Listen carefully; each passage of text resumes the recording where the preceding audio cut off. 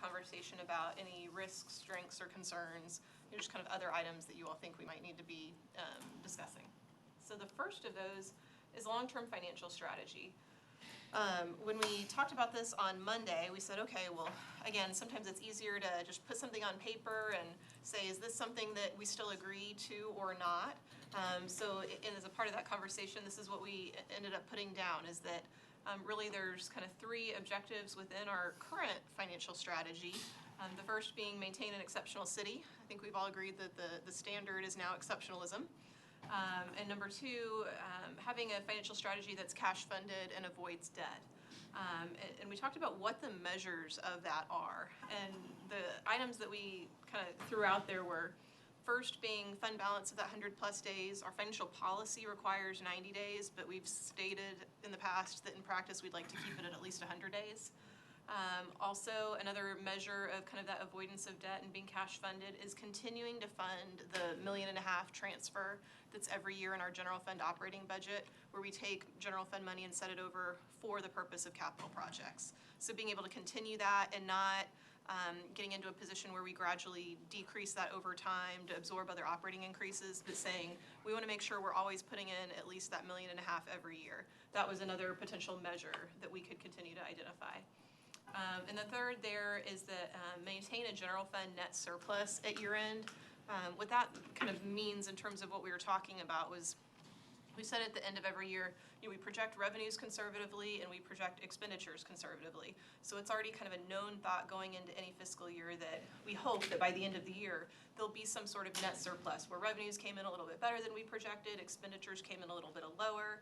And every year we've handled that through our year-end budget amendment, where any net surplus in our operating funds at year-end gets swept over into their appropriate capital fund to be kind of a continuing source of taking that surplus and investing it back into the community through capital projects.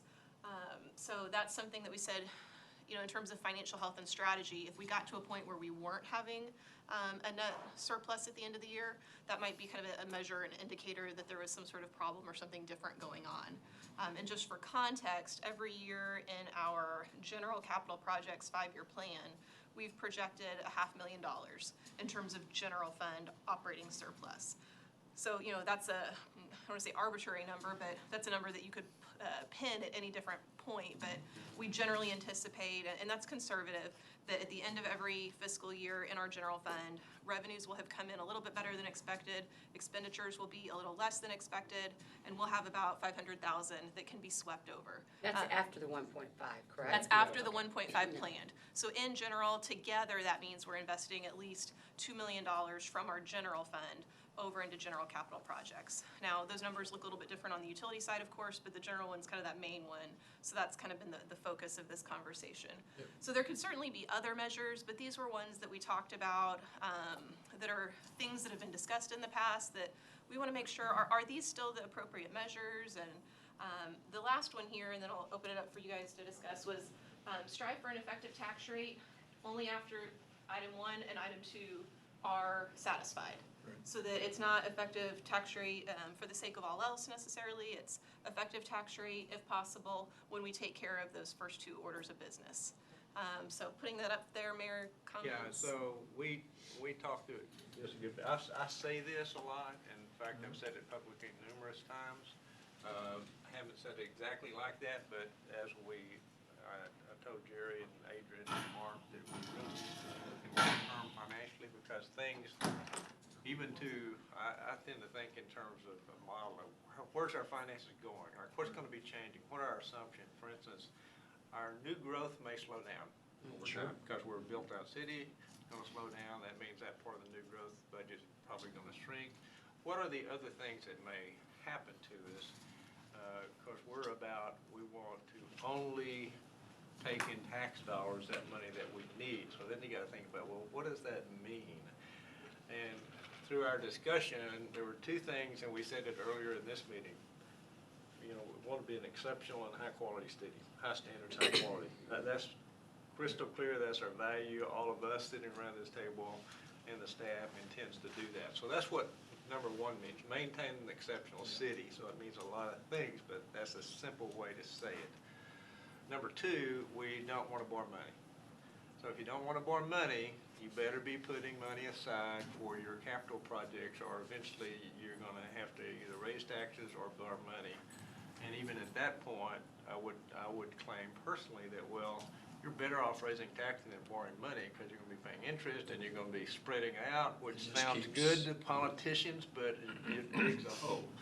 And so, I think those measures are good. We talked about, had an interesting conversation about, well, what has our general fund surplus been at the end of, our balance been, blah, blah, blah. So we said, maintain a surplus. That means we don't want to spend more than we budgeted, right? And we typically would expect to come in at maybe $500,000, but if we didn't, you know, as long as we're above Still zero, we're good. And we put the effective tax rate third, because you should only do that if you met those other two Great. criterias. And that's a good way. I think this is a simple way to think about it. And that's important because we talked about, well, do you have anybody that said, no, we're going to do effective tax rate no matter what? Well, at some point, you're driving your city into the Sure ground, you are. driving the staff into the ground just to accomplish that, and that's not really what we're about. We're about number one, right? So that's the rationale, and we had a very long discussion on all this stuff. It was a very It's a lively interesting discussion. Yeah, but that's what it boiled down to, and I think it makes a lot of sense and very consistent with everything love we're it. doing it. I did have one question. Yeah. I noticed like in our budgets that we projected. Yeah. Recently, we were looking over it, we had 154 days of surplus fund balance. Right. Should we be considering taking some of those days? 90's the target, we're up Yeah. over our 100. But now we got 54. Is that because there's gonna be a shortfall in there a little bit? Should we start considering on the drop? Well, Because we went I- 100, Yeah. 145, I'm glad you brought- 154. In fact, we talked about this. Somebody's gonna bring up the 154 days. Right. Right on. I figured it'd be George first, but man, you Oh, get two yeah. stars. You get two You get the gold stars. star. I missed that. I didn't So- remember seeing that. so the- It was in my head. Mine too, last time. Absolutely. So the rationale is, you're right. We can take it down to 100, but if it's more than 100, what does that mean? That means we're We're in really good- still Oh, yeah, really conservative. absolutely. We got some Amazing. room. Yeah. And so that's why we started this conversation, I was kind of pressing the staff around, okay, when do we get to that point where, because we're planning to go effective tax rate this year. I said, when do we get to that point where we're really scrimping, making it, putting ourselves at risk? That's Right. what threw us into I this don't wanna do conversation. that. And I neither, so Risk nobody did. for what? By the time we got What do you through, huh? Putting us in a bind. We don't want to get a situation where we're Just- cutting services Oh, or absolutely. cutting. Well, and Okay. I think So the achieving the the terminology the tax mayor rate. had used in the past was, we don't want to be in austerity mode. Oh, right, Right. understood. Exactly. So we talked about this, and Jerry says, yeah, well, somebody's gonna raise that question. I said, yeah, but what does it mean? That's a good place to keep cash. I mean, what it boils down to. Sure. It's very conservative, we can always use it, get access to it, so, Yeah. and we will eventually, my question I was asking, how long do we think we'll be able to do the effective tax rate? And so we said, what will happen, that 154 days, as the city gets more and more efficient in operating, and we're pretty efficient now, which means there's nothing else to take out. It will come out of that place first. So we'll Yeah. drive it down to 100, but we stop at 100, or wherever. whatever And we're still policy ahead. we set. Well, So that's what most that of it's means. based So on we're still- healthcare. That's isn't That it? right. says that we still got it there, means we're Came still in. okay. Yeah. Healthcare's a The staff little is part of okay. this big puzzle. We're talking, these are bigger picture discussions, but basically, you could take that number of days down to 90 or 100, and then just transfer that additional revenue into the capital fund. And so, or you can just leave it in there. Some look at your number of days or your fund balance as a way to measure health. Yeah. Well, so the idea is if it goes up every year, you're healthier financially, but at some point, the benefit of your health is no longer important because you're, You're kicking yourself, yeah. well, if you're at 100 and then go to 102, 105, great, that's wonderful if you're 100's your measure, but if you're at 160, okay, it's no longer important how healthy you are, you're healthy, you're good. And then it's a strategy of where do you want to leave it? Do you want to leave it in the fund balance? Do you want to move it to the capital fund? And so those are longer term issues, but as the mayor points out, it's another mechanism by which your conservative nature shines. Yep. because it shows the public that your financial management is of a conservative nature, and you're not just, looking for ways to Spend it. meet the minimum. Bacon. Right, you're allowing for additional And reserves. I was talking healthcare is what I meant. Oh, healthcare is one of the factors, but, and so too is the, normal costs that go up, 3% a year just in. Sure. In normal operations. And so those are factored into this process as well, and a potential downturn in sales tax, in economic change. Sure. Those are all factors that could come into play. But healthcare for us, on that fund balance, you're talking a little over $1 million. Healthcare's. Well, it came in 160. lower this year than expected. Yeah, and healthcare's about 160,000, but that fund balance addition is over $1 million. And so, these are good, you have minor problems being handled with major opportunities because of the long-term conservative fiscal policies. The other factor around that number of days, we didn't put it up there, but we want to maintain AAA bond rating all the time. Yeah. And so that's something that's useful for us to help us do that, the longer. Now, can we take it down? Yeah, we can take it down, and we can take it down to 100 to still maintain the AAA, I think, as long as we're doing everything else right. You wouldn't want to do that in 1 year. You got to keep talking to the bond rating people, but you would want to gradually do that, which would be the normal course of things if you wanted to start taking it down for these other reasons. That's why I would say that the risk factors are new growth slows down, sales tax, some happens to sales tax. What are all the things that could happen over the years? And I really think this, to me, long term, I really hope when we're all gone, the city maintains this. Yep. But at some point, we're gonna. Max it out. Yeah, at some point, we won't be able to do the effective tax rate in order to do 1 and 2. Right. And so this kind of positions everybody for, hey, this is the thinking, this is the criteria, this is what we're doing, this is how we make decisions. And hopefully, everybody stays bought into that. But big purchases like the recreation center. Yes. Could almost, Oh, totally. in one item, Yeah. could get Yeah. you into a situation where you just can't. Yeah, and Fund so that's a great example, because that's another thing. So Operations. this is strategy, but if the community decided, we want to go spend $80 million for something that's of value to the citizens, and they agree with that, Yep. they say yes, that might be a time where you go borrow money Right. for that one specific instance. Either borrow or raise your tax, I mean, either one. Yeah, Or either maybe one. both. Yeah, either one, or both. Yeah. But this kind of makes you think about it. That's great. Well, I also like setting it down, like you said, Yeah. for future Sure, yeah. reference and guidance. I think it's very helpful. Yeah, it's laid out. So, actually, I don't know, we talked about this for an hour or more. It was probably worth it. Because, we were pushing back on each other. It's a good discussion, so it It really is. locked in my head a good understanding of what are parameters and what do we need to watch out for. But my ending takeaway is, man, this city's blessed. We're in great shape. It's amazing. I mean, very few cities can rattle off all those numbers that we can about finances. Well, you look down south and see what's happening in their schools and city. Yeah. It just makes me, I saw in the editorial Dallas paper today, editorial about Dallas complaining about the new tax legislation going to cost them $9 million, which I don't believe for a minute, but you know what their budget is? Nearly $1 billion. In Dallas, you're talking about? Yeah, and do I think that there's tons and tons of money that could be saved in Oh, our yeah. tax? Oh, God, yes. It was whimpering. Most governments don't want to. They're whining, and it drives me crazy. Know what you're gonna find? Unfortunately, and it's very unfortunate, and I guess shouldn't say much, but there's hundreds of police short. Yeah. Why shouldn't you say that? That's a fact. That's a fact. It's not, you're not making that up. No. You're right Here's to what you're say gonna- that this is a long-term financial strategy, because most of those communities that are struggling have a long-term financial strategy that's not working. Exactly. Yes. But it's a philosophy and Or a do culture they? that you Culture. create. Culture. Yeah. That can't be corrected Yeah. overnight, and so it has to be something that you subscribe to consistently Yeah. That's right. over a number of years. But I don't believe that they do have that. I think No, that's well, why they- they're in the shape they're in.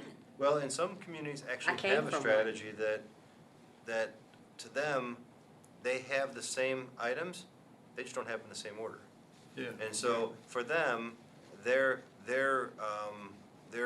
maintaining an exceptional city in their own way, says maximize property tax collection and maximize the use of debt in effective ways. And so that sounds foreign to us, but to them, that makes sense. And so that creates a different perspective. Sure. But regardless of which way you're gonna work, you have to have a long-term strategy so that you're not surprised by any of these things that pop up. Because if you don't have a strategy, then these economic downturns or these minor corrections in the market cause you major problems. You get these communities, when the recession comes, they start, really struggling That's why I because they have think no they plan. don't have a long-term plan.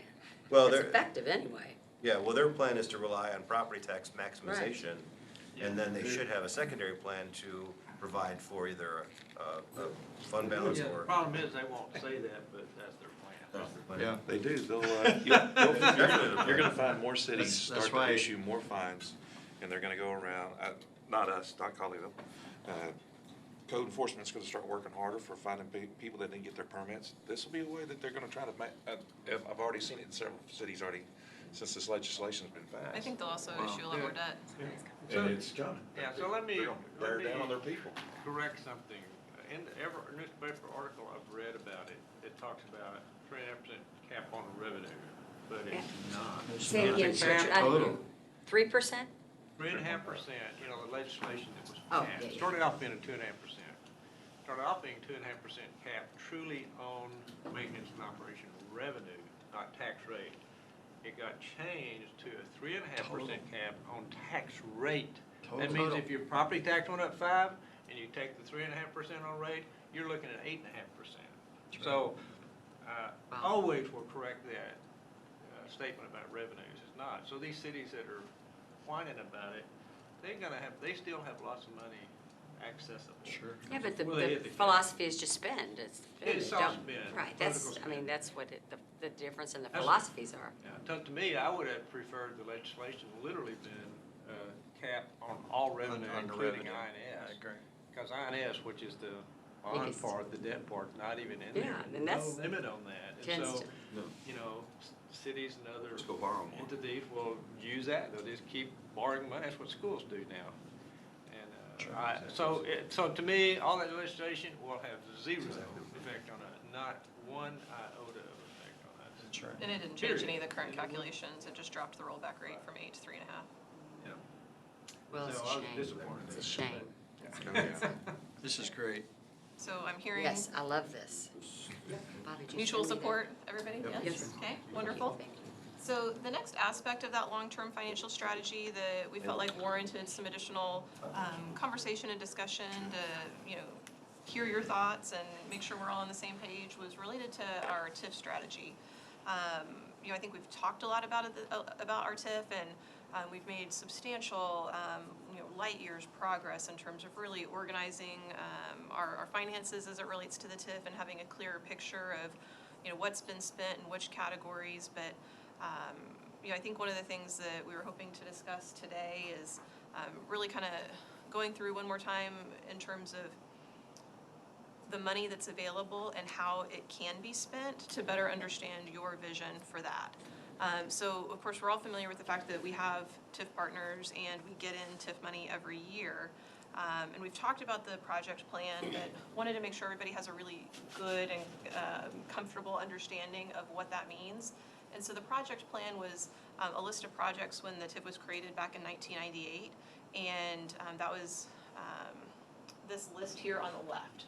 So back in 1998, this list of projects here on the left are the projects that we are allowed to spend TIF money on. Now, some of them are fairly broad, so they're not, they're more narrow than what I'll talk about here in a moment, but they are, somewhat broad, but it's still limiting in what we can spend those TIF dollars on. And you may recall that in 2012, when we amended our TIF, we added the amended project plan, which are those 4 categories there on the right. So when we did that, there were a couple of significant things that happened at that time. So back in 2012, when we added these 4 project categories, 2 of our partners were done participating, the hospital district and the county. So the only folks that are partners still on that side are really the city and Tarrant County Community College District. because the school district is only allowed to participate in projects that are in the original project plan. State law changed, so their money can't go towards those other 4 categories. Now, when you think about what this means in terms of financial dollars, the funding that comes in for the original project towards this side of the page, you'll hear Mark or Jerry and I talk about it's on that side of the page or this side of the page. That's what we're talking about when we say it's on the amended project side of the page or that's in the other page. It's really those 2 things. On this side of the page, on the original project plan, the amount of money that comes in on an annual basis is right now just a little over $4 million, and with some very conservative projections, we'll quickly get to $5 million, in the next 5+ years. And when you think about what that looks like in terms of between now and 2030 at the TIF expiration, we're really at a point where in this category, we're anticipating that, right now there's about $19 million of TIF money, quote unquote, in the bank, and about 13.5 is on this side of the page. And on the other side, it's, the 7.3 or 4. Adrian, when you talk about something like storm drainage that's on the original project plan, can that money still only be used in the blue TIF defined area, or is any storm drainage that affects those areas? Good question. So you obviously you noticed at your council meeting on Tuesday night, we amended where we're funding our stormwater master plan out of to come out of the TIF to directly fall under that. So that's kind of a community-wide benefit that would benefit our TIF district area. Okay. So we felt like that was appropriate. I think if we're going to spend money on drainage projects as we come up with that implementation plan we just talked about, there would need to be some connection to benefit to the TIF district area. Now, that's not to say that, if there was some area that had some major drainage problems, that fixing a problem here helped resolve a problem that was feeding into the area of our TIF district, I think you could make some reasonable conclusions there. So it may not be a Okay. firm line, more of a dotted line so on depending paper. on what the category is, there's Yes. potentially some Yes. some room So for- example, if you were improving a roadway that helped bring people into your TIF district, but the road itself was not geographically in that area, then maybe you could make an argument that roadway or infrastructure Okay. that helped benefit the TIF district could be eligible. So going, I'm sorry. Who monitors Like it? The example. tip board? Who monitors that exactly? Monitors internally or like some sort of external body? Internally or externally? We do. So we monitor ourselves? For the most part, yes. So every year, we've got our TIF plan of what projects we feel like go under each category. Getting to the point where we could even do that was that big reconciliation of the first 20 years of the TIF's life that we had to do first. But now on an annual basis, and we kind of plan which projects are going to fall on each side of the page, and I'll share this with you here shortly, our kind of draft plan. But then at the end of every year, we'll go back and look at all the expenditures that have hit, and we'll sit down with finance and say, this one gets categorized here, this one goes in this bucket, so that we can track over time. I don't want to get too much in the weeds for the purposes of today's discussion. The main thing was to talk about this plan versus that plan, but even within that, there are some additional layers of requirement that we have to track and be aware of. For example, it's only the city's contribution to, in terms of TIF revenue, that can be spent for economic development purposes. So there's things like that that we have to constantly be mindful. Now that's over the life of the whole TIF, but we don't want to get ahead of ourselves, or we don't want to find ourselves in a predicament. And so what dictates that fact? I couldn't tell you whether it was our partner agreement or the state legislation, but it does say that we can only spend the city portion of TIF revenue on economic development purposes. And you mean Do- like the grants, like the best grants? Yes, Okay. yes, that's exactly what I'm Do we talking about. keep those in different accounts? So that we have those itemized out? I mean, So within the TIF, the way, kind of unraveling a ball of string can be a little challenging. So when we did that big reconciliation, we were able to kind of sort all of the historical expenditures into those different buckets, and have a good grip of kind of drawing a line in the sand from that point forward.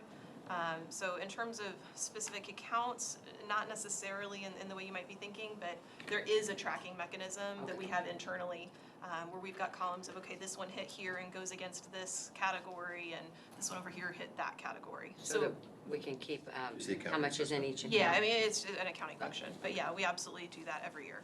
Good, And since we track projects differently now, it really facilitates that. sure.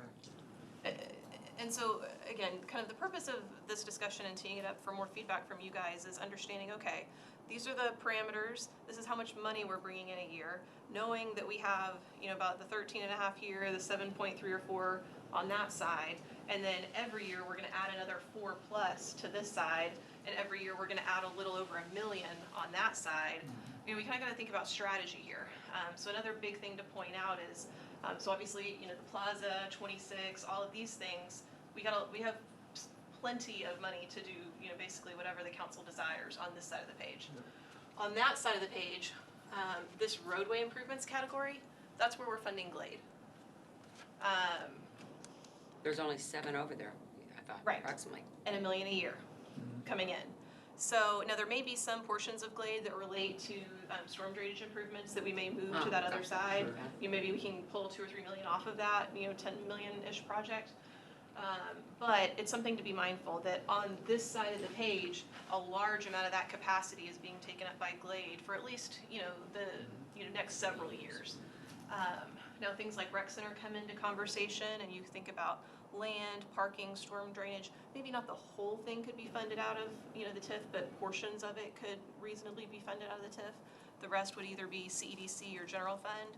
But as we talk about kind of these big picture, larger capital costs, it's just helpful to understand what our amount of flexibility is as it relates to each of those in terms of what funding is available for each of those. Adrian, so to put it in perspective, to make it, to kind of just talk directly on projects, that's why on the 26 project, if you wanted to do some extraordinary work on the medians, you have more flexibility in funding, whereas on the rec center, you would have to talk about a referendum or potentially some type of tax-funded debt on a bigger ticket project, because rec center's not listed on that left-hand column there at all.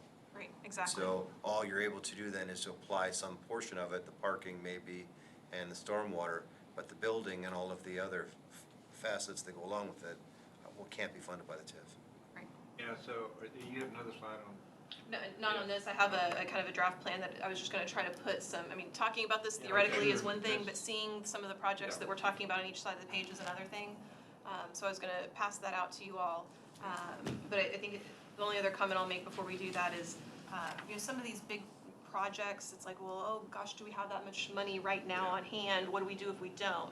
Well, we do have some capacity. The city's in a great cash financial position overall. So sometimes what we do in those instances, if we don't want to issue debt, is we can just borrow amongst ourselves and then pay ourselves back into different funds and internally finance. So we do have that. If we wanted to spend 10 to 12 million on a rec center, for example, and we needed to borrow from a fund that was flush with cash that didn't need it at the moment, we have a little bit of that flexibility in-house. Adrian, I think though the other direct, maybe more conversational approach is, on the left-hand side, you have the potential to generate somewhere between 40 and 45 million. Which projects on that left side are, strike you as a priority, or where would you like to see us focus as part of that longer-term TIF strategy? So this leads up to one thing I wanted to talk about. Here's what I've heard. The left side at the original TIF, it generated $4.5 or $5 million a year. It's generating a lot of cash. And over the term, 5 times how many years we have a lot of money. Plus we have 18 million in the bank. We have plenty of money to do any and everything I think that we think we're gonna need to do for the city. In fact, I think you're gonna have maybe more than we need, perhaps. If so, we've been talking about land purchases from a strategic perspective that feeds over into economic development. I believe, and we can look at actual numbers and over time, that we will have plenty of ability to invest in land. Now, what does that do? Land value is only going to go up. So it's nearly like banking your money. Yep. And you're banking it in a way that gives the city a lot of value and a lot of options in the future that have no limit on it time-wise from a capital perspective. Plus, I said that in the context of economic development, we really want certain things to happen, and it gives us some advantages if we own the land to really force certain things to occur that we wouldn't have any ability to do in the past. I'll just leave it at that. Those are fairly high-level comments, but that's my strategic thought process. Got a question on item number 4 on the left-hand side. It says public parking, Right. land, and Right. engineering. Yes, so I'm anticipating your question. We sent a question over to our TIF consultant, David Pettit, to give his interpretation of state law as it relates to that. We asked him specifically if the land needed to be directly related to public parking or land in general. His response to us was that it was land in general and that you were not constrained by that land being directly related to public parking as long as it was in the original project plan. So where though you might apply that theory though, is if you were gonna do something at the rec center or senior center, Yeah. that might be an area that would qualify for the engineering and the public parking, and then the storm drainage below it would qualify. Sure. Yeah. But again, it doesn't get you to the building, into the, And you also had an interesting idea or comment the other day about that particular property and how to get, the property is owned by the city, yes. and Gary pointed out that in reality, the TIF can't own land. If we want to generate some money to spend on that area, you could sell that land to TIF. Oh. The city would have money to do other things. I mean, that's the That's interesting. type of things that could be done that are completely legitimate, that some people may say, well, that was a little funny, but it's a mechanism to. Is that an entity that can have land in its name? Yeah. No, Agree We'll with have what to I do a just little bit said? more research if there's an interest there, but it's definitely Yeah, something to explore. Interesting. I mean, I don't know if we'll ever need to do that, but Right, it was but just a still interesting lot concept. of interesting possibilities, and that's why, if you notice, we recently moved the stormwater management plan over to storm drainage, because then that freed up money in the stormwater fund, which then can be used for actual projects to help Sure. address stormwater issues that wouldn't qualify. Right, that might be in other areas of town that don't directly benefit the TIF district. And on the senior project, I mean, the additional parking with the drainage in it, that would save almost $1 million right Exactly. onto that. As would Glade By Road putting it into the stormwater TIF. management as well. That's major. That's a little more you can spend on And so- seniors. I can tell a lot of you are diving into the Yeah. plan. Do we want to talk a little bit about I don't that? see the roundabout at McDonald on Westcote. Am I overlooking this? It's not in the TIF. It's not TIF funded. Oh, that's right. It's in, it's Oh, I so, don't see it. yes, let me back up and Okay. say, this is a draft, of course. I'll put big draft disclaimer on the top of this.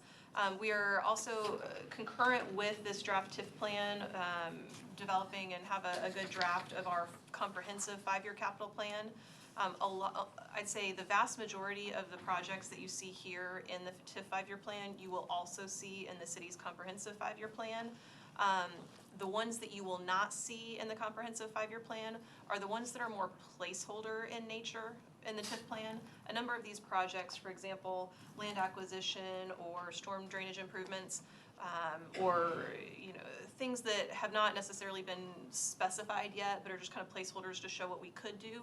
We're not going to show those in the city's comprehensive 5-year plan, because when you adopt that by resolution, it's a little bit more of a this is real type situation, and this is for more planning document purposes.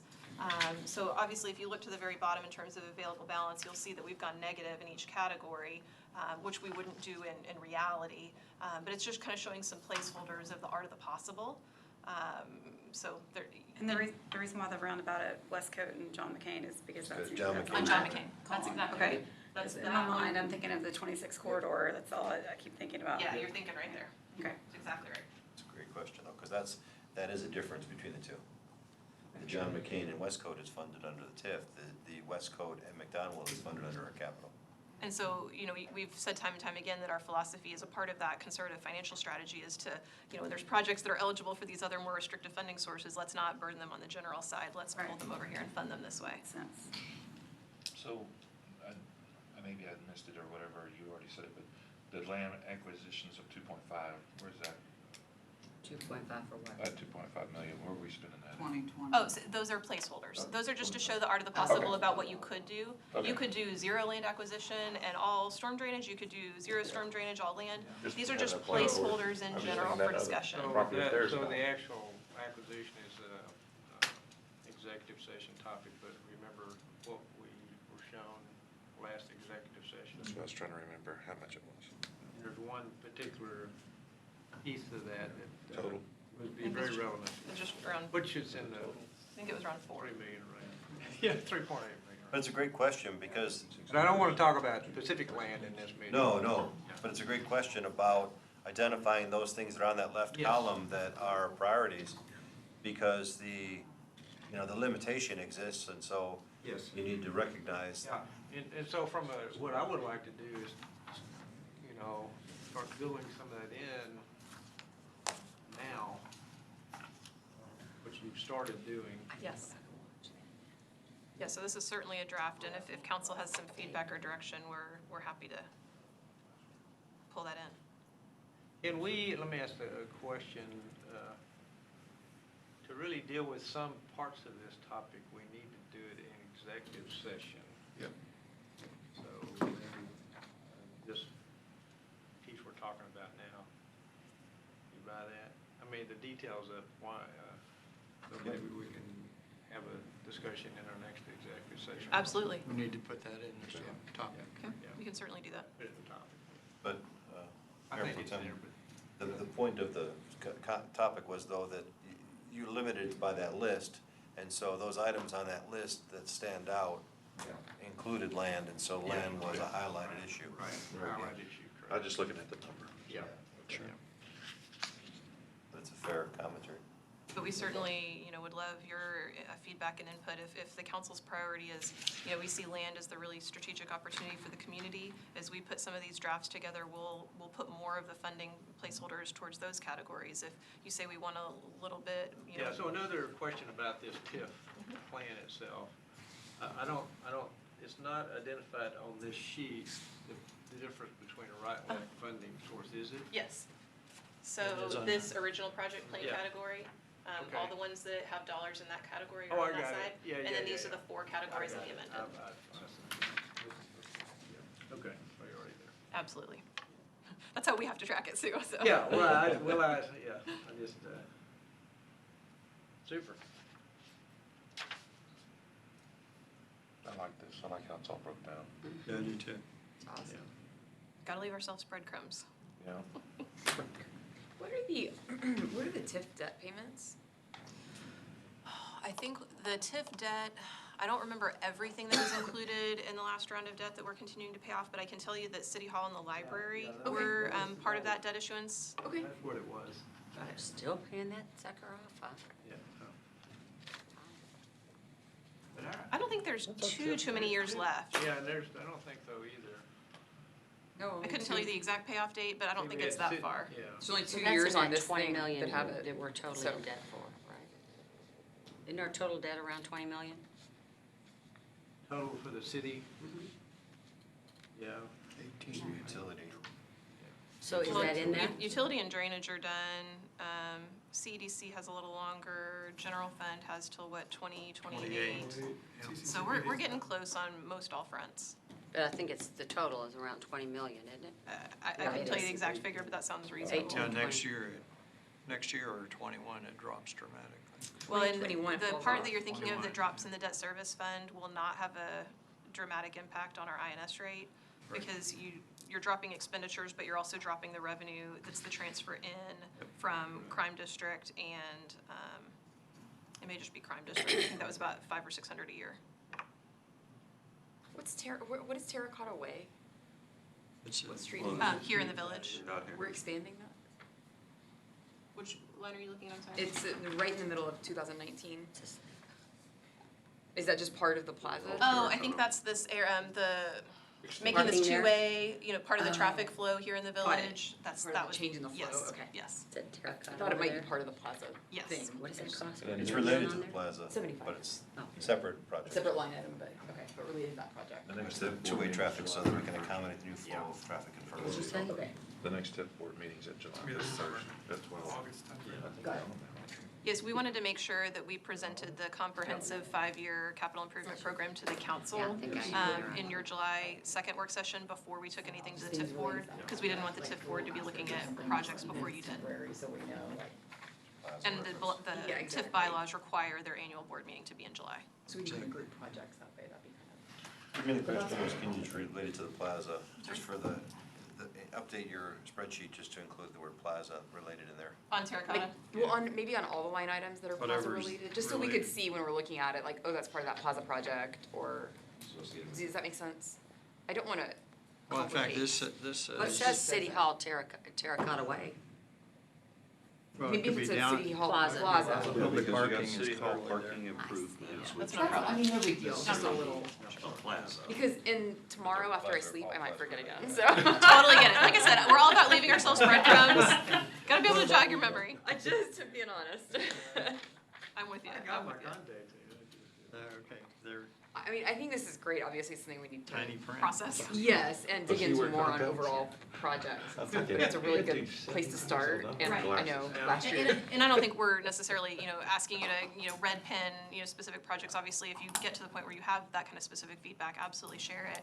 But we'll have a number of opportunities. I think many of you have set up kind of one-on-one CIP meetings to sit down with us and go through all of it in more detail. We'll have the opportunity at your July 2nd work session. We'll have the opportunity at the TIF board meeting at the end of July.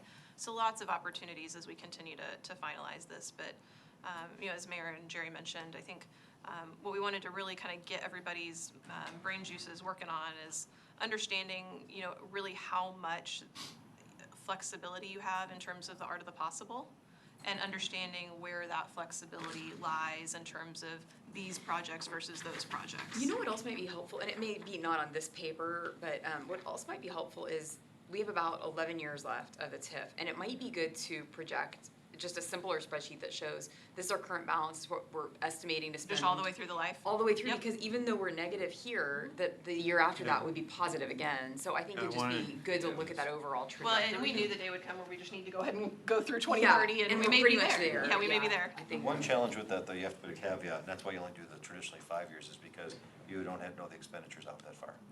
Agreed, I think that this, it might mislead to say, in 2022, we're still down 7 million if we did all this, which we're not saying we are. But whereas the next year we may bring in more than 7 million or close to it in the TIF, and it's positive again. So I think that's just It's a important to good point, evaluate. because really this Yeah. one's, I think making sure this always goes negative is kind of a strategy of putting one of these plans out. I mean, it Right. doesn't have to. Sure. That's Right. your Is point. that the goal, for it all to be gone at the end? Yes. We need to use it. Not give any back, right? Yeah, we need That's to one use of the it. questions that we'd like to understand from Yeah, you all. I agree, we need to use it, but I mean, think that- I would say Yeah. yes, that would be my answer. Mine too. But I just know how the shopping center out there, Greyhound Mills Mall, they're the ones who gave all that money back at the end of their, And what happened? What you could do is you could put at the bottom of that, even if you just, because if you have more project strategy, that's great, go further, but if you don't, what I would put there is just another line item that says anticipated remaining revenue to collect.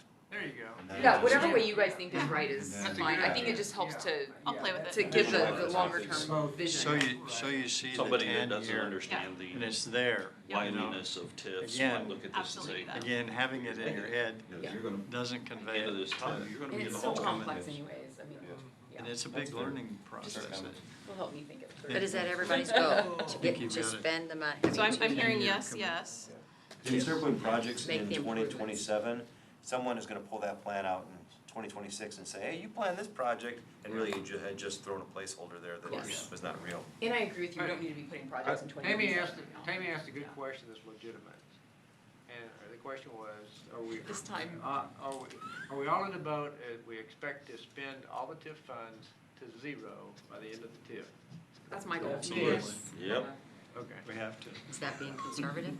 yes, it is, it's being Yes, responsible. it's using We- it for we what do its do. intended purpose. Yeah. It is, it's what the money was, it's what the purpose can't- is Well, for. set up for a just Agreement. You're silly not to. well, Yeah. that's my thought, I just threw it out there. Yeah. Well, and if you don't utilize the TIF funds for the intended purpose of the TIF, then why did you create it in the first place? Yeah, I was gonna say you need to cut the TIF if you're not, right? Right. Quit right now, Yeah. save yourself the effort. That's great feedback to hear. It really makes it helpful for us. Yeah, okay. Mayor, could you think of any other kind of big strategies No, I related to the don't think TIF so. before we move on to the next discussion topic? Yeah. Okay. No, I think we're good. That's great. Thank you all. And I appreciate, Thank this you. is fairly new with this breakout like this, right? This is the second year. Last year was the very first year we did this. Sure. Yes. Yeah, definitely makes it helpful Oh, it's to. wonderful. Sure it does. Well, yeah. My Thank you. little OCD heart loves it, so. Mine too, Adrian, You mine just too. smile so big when you talk about that, it cracks me up. The one thing I did see, and I know we're trying to move on, is the Q, like 1, 2, 3, 4. Are we gonna continue to do that? So I think through the continuation of the 26 project, we've certainly talked about that. It's currently, migrated to the sign grant and the landscaping grant. And I think this economic development grants line, where it's kind of got that $500,000 placeholder, that's where those types of programs are coming out I'd like of. to see us That do it and the again. best grant, Another one or two. all of those grants. I would like to see us continue Absolutely. that. I think it's been definitely a positive. I think we need it for the potential downturn. I mean, Great, Let's roll it, yeah, let's do it that way. okay. you we'll wanna move put on that up? The or next just- discussion topic then. You wanna put that up? I'm sorry? On what? And Oh, put it on the- Economic, in terms of continuing the programs? yeah, Oh, yeah, no, that's already in the works. Here- fine. Okay. In other words, she does not need it up there. I'm saying I've already got it on my radar, so I don't have to remember to go add it to my radar. It's, unless there's more that you would like to see that we don't already have discussed. I mean, I think we anticipated from staff that you all would want to continue doing that through the construction for I mean, sure. we're gonna do things for the people, right? What, like Q6? Like a Q3, Oh, for the businesses? Yeah. dollars, or So the it's gonna current, go to the storefronts and signs? so the current Q program, if you will, is our summer sign program. The next one that we had kind of previewed to the council, if you're still interested, would be doing a landscape improvement program. Give our businesses some financial assistance in doing that type of beautification. But if there's other ideas I or, was thinking maybe redo the $10 thing. I think that as a might be nice as consideration. 26 kind of Okay. opens up again to maybe like revitalize the come back and visit your favorite place now that they've been refreshed, It's not or? my Yeah. favorite. Yeah, or like as Seat the rate's as the not big. construction leaves, like let's celebrate the construction being fit. Yeah, that Something. might be a nice time. Yeah, Are y'all thinking as it reopens or just before? Did I hear somebody mention some feedback? I think know. as construction goes away personally it- would be a yeah. neat Okay. time, but Celebration, Yeah. construction end celebration, or 26 Okay. celebration. but that's Yeah. just my thought. That could be the theme. Great. How far in advance do you let businesses know about the Q programs? Because landscape, for instance, they might want some lead time to Absolutely, and that's why we prepare. didn't set firm deadlines Yeah. with these types of programs, like we have with some of the other Q, where it's been a contest or something, where it was a Yes. hard as of this date, the Right. program's over. These, we've been more flexible, and that's actually really good timing, because I think tomorrow we are mailing out to Eddie, our GIS tech, he's fantastic. To who? We're sending letters to every single business along the corridor and adjacent, making sure, because we've, used the chamber, we've tried to publicize, a lot of these grant programs, but we want to make sure we're not missing anybody. So those letters should go out tomorrow. What is it that- saying? that let them Basically, are know you- that we have the sign grant program available and the best grant program available, and to call me with any questions, go to our website, and those letters will be mailed out to every single business along the corridor. okay, Well, good. you just had a sign blown down that I The bet, eyelid lady. yeah. I saw that on the way in, it's funny, okay, I so bet if you you see she's those, let us gonna- know, because I'm sending Adam, our intern, out with our program information to visit those. 2 weeks ago, I sent him to Palio's because their P was missing. Oh, yeah. Sent him to Luxor because their awning L was kind of faded off. So if you see folks that might already kind of be in the market for sign improvements, we want to let them know there's a program there to assist them with that. Good. So might as well be proactive about it. Well, and they have a banner hanging down on it also, that, Where is this? No, Dr. It's just on the, it's on the Yeah. far north I got side, that geography. on the west side of the road. She does, she's a Cool. eye Okay, doctor, great. and she does. So we'll continue to do that. One about the TIF program, I've said this before, this TIF is different than the others. Typically, TIFs are for development like Grapevine Mills. Yep. That means they only get revenue from that one No matter. geography. This one was a whole corridor. Yep. And as far as I know, it's the first time it ever had been done this way. That's It's worked great. out beautifully for the city. It's a smart way to do it. Yeah, it Say it really again, is. Richard, I'm sorry, what'd you say? I said typically TIFs are done for developments, like Oh. Grapevine Mills, they wanted incentives, they created a TIF, so they created incentives for that development, that specific development. TIF revenues only comes from that one area. This one is completely different, and I had to Doing the whole argue this, did the How's whole that? thing. Wasn't a project specific, it was geography. Yep. And that was one of the most difficult arguments we had to make this happen, but it worked out beautifully for the city. city. Sure has. as a funding Absolutely, it serves its purpose well. Yeah. Very well, I wonder who won then. Always us, I think you're sitting always. next to him. Well, and I want to say something about the receipt race. I'd like to see that continued on, because when Mark was up speaking about it the other night, whether we have construction or not, I think it's a great way to get the schools involved with the city and to just give us a boost. Yeah, that's an inexpensive one. Very. Yeah. Very What popular. are we talking about, $5,000? Well, this year we spent about 16,000, but that's because we had, 15,000. We got more participation. we had everybody participate and all but one school. Yeah, and Oh, I I was think just thinking the of the schools top really three guys. appreciated Which, that. We I got think is great. consistently positive feedback. I just think it'll be good to do every year. GHS, They love that. that's the first thing they've been able to do. They only have one Goodwill See, we fundraiser like the for high schools, school don't we, all Mark? year. Yeah. Most of the school, the elementaries and you that know have what, fundraisers all the time. I think Q1 High was schools probably don't. really effective also. No, that's awesome.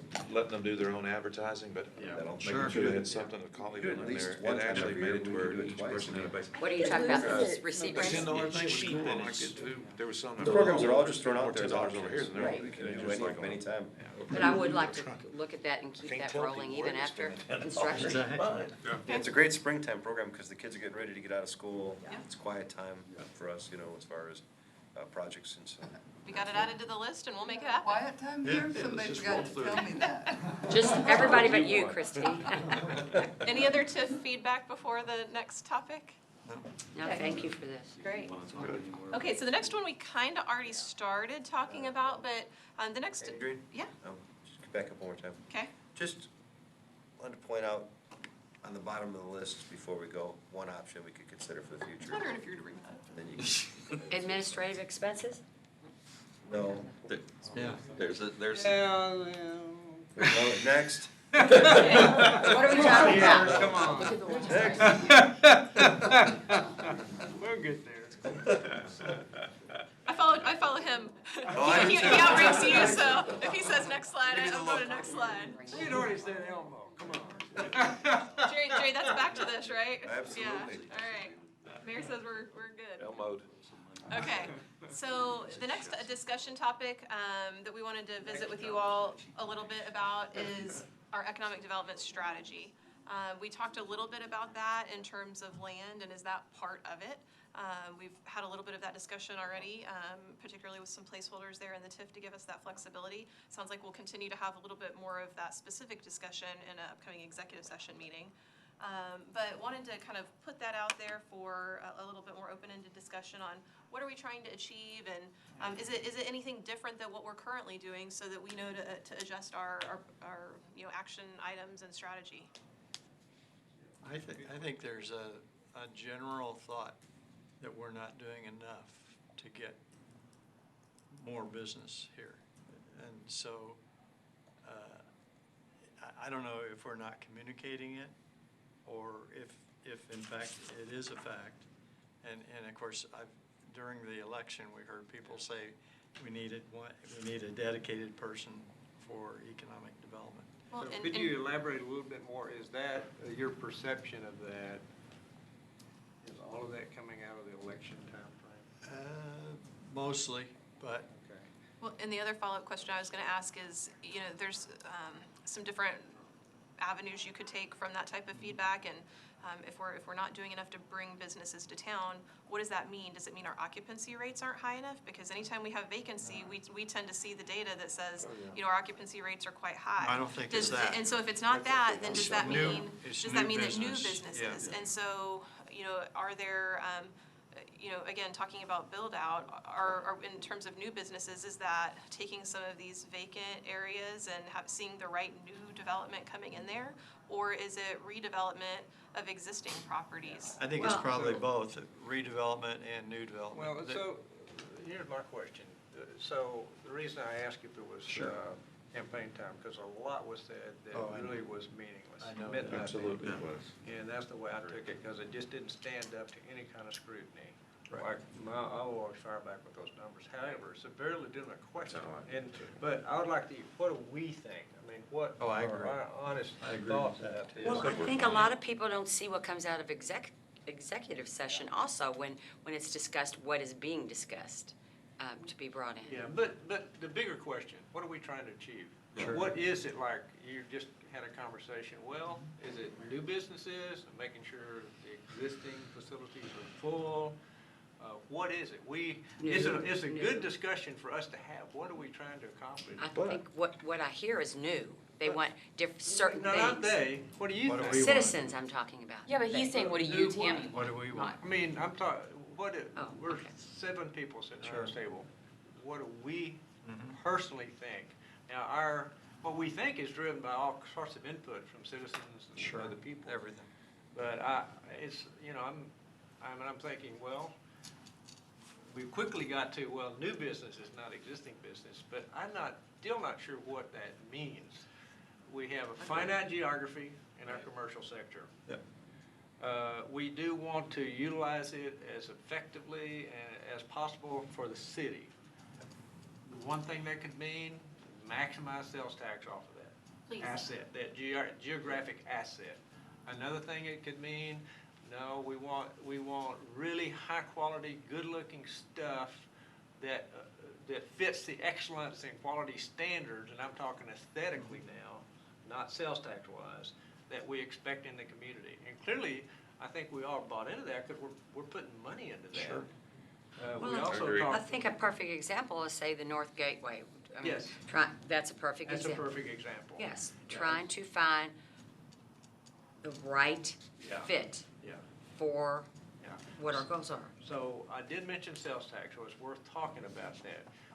Somebody could say, well, our objective is absolutely, all we're doing, trying to maximize sales tax. I'm not there. I think we need, and the reason is, you look at our numbers, you look at our budget numbers, our sales tax is in the range of just under $4 million, I think. Right. Our total budget is, what, 40? Total, 43, 45? So we're at the 10% range. If sales tax, even if we had the ideal companies that you would say in your wildest dreams, put them in 26 and 121 in precinct line, how much bigger is that number gonna be? Not gonna be a great, we're just not that much commercial areas. But it is, I think it's it more is the important. entity of, having it there available, not, Oh, yeah, no, it's a good supplement, but it's never gonna be the driver for our budget. Okay. It's a supplement, we need it, we use it, so I would never say, no, we're gonna do only what it takes to just drive to try to make that No, I number don't go wanna up. do Because where that. could we put it? We could put it at 5 million, I mean, so what? I mean, Right. but we have to have it, Sure. right? So we gotta support and service the businesses that are here and do everything possible to make them successful. But I'll speak for myself, I'm the one talking. It's just important to have things that fit and look nice and be Agreed. part of 100%. Colleyville quality as anything. And we can't control, really and truly lease out spaces. Right. Yeah, and that's what people don't understand. Well, you guys allowed that to go in there. Well, Right. wait a minute, time out. We didn't allow that to go in there. Which You know, is if like it- what it went means- out over next to the old Whole Jones- Foods. Yeah, The, resale shop, yeah, whatever. Antique Mall? yes, Oh, right. I'm sorry. We Yeah, heard thinking that quite a bit, Market that, Street. why did you all let that happen? Well, the rent went up is what happened, and we have no control over Exploded. that whatsoever. Exploded. Yeah. And we Because they have knew new 26 businesses, as soon as something comes open, we have businesses come in. You can drive around town and see it. They're revamping things. Sure. Well, our occupancy rate tells you that. It It's does, very high. exactly. Over 90. So people come right And back I would in. love to have a Winewood, a Bob's Steakhouse and all that Yeah. down here in the Yeah. northern. We can't make them come in, we can offer incentives. Yeah. And that's what we're doing. We're going the right direction. We had 26 under construction for the last 3 years. And look what we've had to do. We've had to help struggling businesses out already. Now it's coming to the end. People are starting to notice it. Chick-fil-A's rolled in. We got other restaurants looking. Mark's been working his butt off, so is These Adrian to brunch- get these these- new these businesses in. brunch restaurants It's all have- rolling. But Bobby, just a quick comment, because I think the mayor pointed out 2 excellent points. One is sales tax driving it, and that's the absolute. Two is quality driving it, and so sales tax is not as important. Quality is more important, quality of material, quality of look, quality of fit. But I think the third component you have to think about is specific names or locations driving it. And I would argue, we could get a Bob's Steakhouse in town, it would just cost us $5 million. Yeah, and so, if we say site-specific, user-specific, criteria is something that's important to us, which is, okay, Yeah. then we have to measure our tolerance for paying for that. Right. Because the market hasn't provided it, we have to alter the market to make it happen. What I want to clarify though is, what I'm trying to say is that all these things are actually happening, that people really want, and it's coming. But to say that we should have, and I'm not saying this because of George, I heard the same thing. Why don't we have somebody site-specific for this? We don't need that, really and truly. We're doing a fantastic agree. job. Right. We got two great sets of minds that are doing multiple jobs already, and we're growing the right way. So we don't, I think it's a waste of money to have one person over the top of that when we're almost developed out. Well, I already. do too. I agree with 100% with it. I'm just conveying what, No, I know you were. What's been said, yeah. I'm on your train with you, George. yeah. I think Jump Street, But I agree very much that we're getting stuff done. so Jump Street is another great example of a planned exit of Jump Street, demising it into various other retailers. Councilman Knoxville was mentioning. But I think when you talk about economic development, there's a couple different facets. Traditionally, you have attraction, which is kind of the new business coming in, like Chick-fil-A and others that we continue to pursue and that we're seeing. You have retention, which we're putting a lot of money into with our quarterly programs throughout the last couple of years. And that's a big part of economic development, retaining what you have so that they can succeed once they're here, and showing the support for existing businesses. I think a third thing we need to talk about in terms of our strategy is this small business, entrepreneurism focus that I think that traditional economic development is going towards. Because you talk about recruitment, there's only so many California companies that are going to come to Texas, and that's really just kind of trading cards. So when we're talking about expanding our own and growing organically, I think that a lot of that is going to happen from the Entrepreneur Center, or has the potential to. I agree. One of the things you were talking about individual occupancy of storefronts or positions in a center, there are out-of-the-box thinking ways to control the tenants that go in there, either the type of tenant or even tenant specifics. And they involve, in some cases, you incentivize certain businesses and you don't others. Or you work with the developer of the center to add additional limitations to their PUD. Or in some cases where the centers are small enough and for sale, you buy the center. But those are more aggressive in areas where they really desperately need that. And I'm not so sure we desperately need that. But those are all opportunities you can consider in these strategies. The real question we're trying to pull from you is, where are your priorities and where is your desire to see these things go? Because, you could have, to the staff comment, you could add 3 more staff people and you could lose 3 more staff people, and I doubt it would change most of the That's a good point. economics in the community. It's an excellent point. You can Yeah, tweak it, agree. but I doubt it would change it dramatically. One thing I'm wondering about, the southern section, I think we've got a good study on that. Yes. Are we any place close to starting on implementation? On which Yes, we've specific? actually- Things like combining Yes. properties, The challenge is So we've got Wait a minute, what are we talking about here? southern. economic development, the Okay. southern, Right, are southern, you We talking did about? that southern study.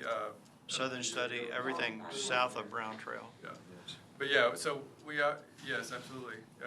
I think the best grant for sure is a direct correlation to that study. So helping those businesses look better. Yes. But we're talking Also, But specifically. you're talking about Yeah. businesses already there. yes. I think but I mentioned to you also all last talking week about that we've already gotten consolidation. some inquiries on some of that, on that Yeah. southern end. Adrian's already talked Yeah. about Meaning Okay, the couple open of- property? Yeah, I guess maybe you all weren't No. around when we had, maybe it was at the COG luncheon the other day, but I think it was interesting, the fruits of labor, you never know where they're gonna crop up. But, Callie and Ben and I met Lynn Bural and his wife Deanne at Market Street a couple weeks ago and shared with him some of our grant programs, and he's now kind of become our little acolyte, sharing the word around town. And as a fruit of that, we got a call a week or so ago from the property owner there at ACUF in 26. It's a property that kind of wraps that corner. It's right in between The VIP scooter shop. Finance and the scooter shop.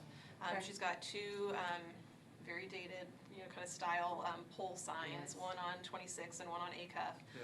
And she said, I heard you've got some grant programs, and I'm interested to learn more. And so there's opportunities like that to help some of these business owners that may not be able to financially on their own reinvest in their property, but if the city can come to the table and assist through these programs, we really might be able to, create some additional energy and beautification and cite some interest in development on that end of the corridor. The other thing we're doing too is that we introduced the businesses to the plan we came up with. We talked to them about assembly of properties but we also talked to them about redeveloping of what they have now, what Adrian's talking about. And then what we've kind of done to kind of set the tone, Mark got the $172,000 for landscaping, and we're gonna go into that corridor from Brown, basically south of Cheeks Barger. Oh, yeah. And we're gonna add landscaping at the corners, but also in the parkway. And the parkway may only be trees or small pockets, but a great example, in front of the couple of those businesses you Yeah, right- mentioned, right there. they have continuous asphalt. Yeah. And I know. so, they can have their driveways, of course, but you can create belts of landscaping That's true. and have that conversation with them about, okay, we're gonna do this, how do we tie it in with something you might wanna do? How can we do facade improvements? And so, the different gateways are different because the northern gateway is more a green site. Yeah, right. Southern gateway is more a redevelopment site, and so you take a different approach. But it's all about showing them that the city's stepping up, we've got these programs available, we're doing landscaping, we're doing improvements, and so we wanna help you facilitate an improvement to your building. And then, of course, if they have their own desires, what they wanna do, we step back and say, it's your property, we respect your rights, do what you want. course. We're here to be a helper and a facilitator. And so that conversation's worked pretty well. Quite frankly, I forgot about that 172,000. Well, we've had multiple conversations with a parcel owner just south of Walgreens. Mhm. We've had multiple conversations with the owner of the 99-cent store. And we've had, multiple conversations where, we're trying to get them to redo their store. And the south of Walgreens, they're gonna divide it into multiple restaurant pads. And these things are all in various stages. But sometimes we're the lever that helps push it along. Oh, yeah. And other times we have to step back and let Of course. them find their own course until they're ready for us. But you're right, these are the types of things we've got to keep moving and we've got to keep engaged in.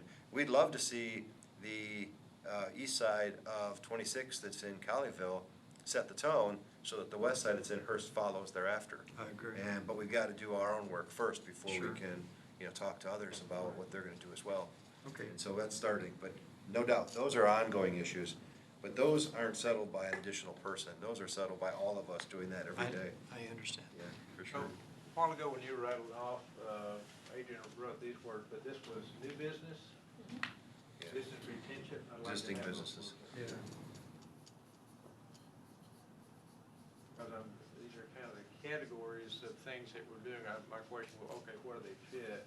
And this would grow, and you put that up there when we're talking entrepreneur, but the other category is not here unless it's in here is, we talked about improving aesthetics, Existing, yeah. quality. Right. She's got that up a little higher. What is that Excellent word, that aesthetics. first word? Aesthetics right there. Oh, grow. But It was see, a we were CA. classifying Now what? they Economic come- Like, economic carrot or development. something. Economic development, so because we've talked new business, business retention, Right. retention, I want that word. She's got Business retained. retention. She's got I'm retained. looking for categories that we can use and talk about, and then the things that we're doing, what category do they fit in? Yeah. Traction, retention, and I want business Growth. retention, not existing business. We're not retaining existing I want the business? word business retention. Okay. He's just being very specific, it's okay. Very specific. And I don't care about attract, that category is new business. Okay. These are I'm trying to get to the categories Sure. you were rattling off. What was the third one you rattled off? Entrepreneurism. Yeah, okay, so that's why you put. a new growth. wave Yeah. of business. Organic Is growth. that organic growth? Organic growth, entrepreneurism. Okay, so that's different than new business? I call it entrepreneurism because it's different business. It's the, Different kind of business. it's a Yeah, it's trend. got a different connotation, Yeah. so we need one. But if you just put entrepreneur, I think that covers it all because that's the new Yeah, that's buzzword the to new- describe Yes, home-based yeah. and, these, I And don't know, they're then much more mobile than they used to be. Right, like- improve aesthetics. Like agile businesses. It used to be you bought it, you got a storefront, you stayed there 30 years. That's right. Now, Okay, so now we have four, Stay there so for this is economic development. Anchor. So now we've talked four categories. categories. So what I'm thinking is, all of our economic development activity fits in one of those 4 categories. Everybody agree with that? Okay, so now, I'm thinking this way because when citizens ask and we talk about it, Yeah. this clarifies, what are we doing? Well, under here, we're doing this, this, and this. That's, because the like perception of, hey, we have no strategy, we do have a strategy. But I think we need is to, helpful. we need to communicate that Yes. as an article or some Yeah, so. approach, Yeah. probably continual approach. Yeah, so what I'm suggesting is exactly that. Yeah, If we all agree those are the right categories, right. Then in all of our communication and discussion, we can start using those I agree. and provide better clarity around, hey, there is some organization of what's going on, and thought process, and strategic thoughts, and you get specific, well, each of those specific things fit under one of those strategic I like that. Yeah, I agree with you. That's good. Millions saved. Anything further we want to It's talk not- about on economic development strategy? Sure, it's completely crazy. So just a thought, we were talking Northern Gateway a while ago. So Northern Gateway has some interesting components. This greenfield, so that context, whatever goes there, it's gonna be new. We're insisting that when we do that, we make it high quality and fit into the aesthetics and standards, Has to. especially of that area. Yep. It's greenfield land, so there's a lot of opportunity we can have to use that as an asset and manipulate it to get this. So Yep. that's the way I. But Bear, do you want to go one step further and kind of define it like you did on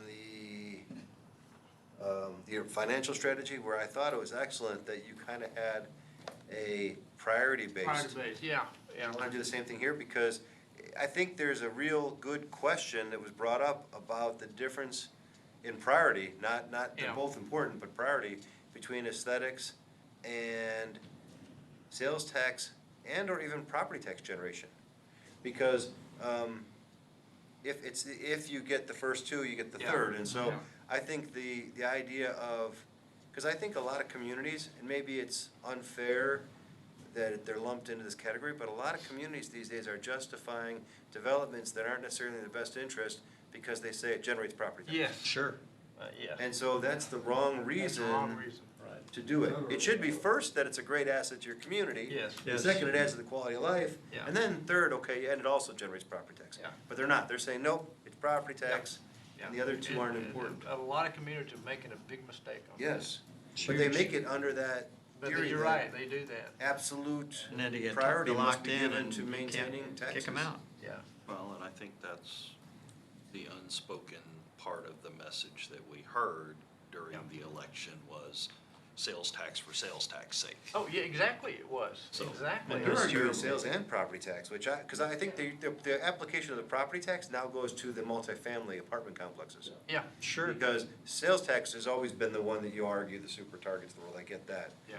But then they allow the super target to have less than ideal architecture because they need the sales tax.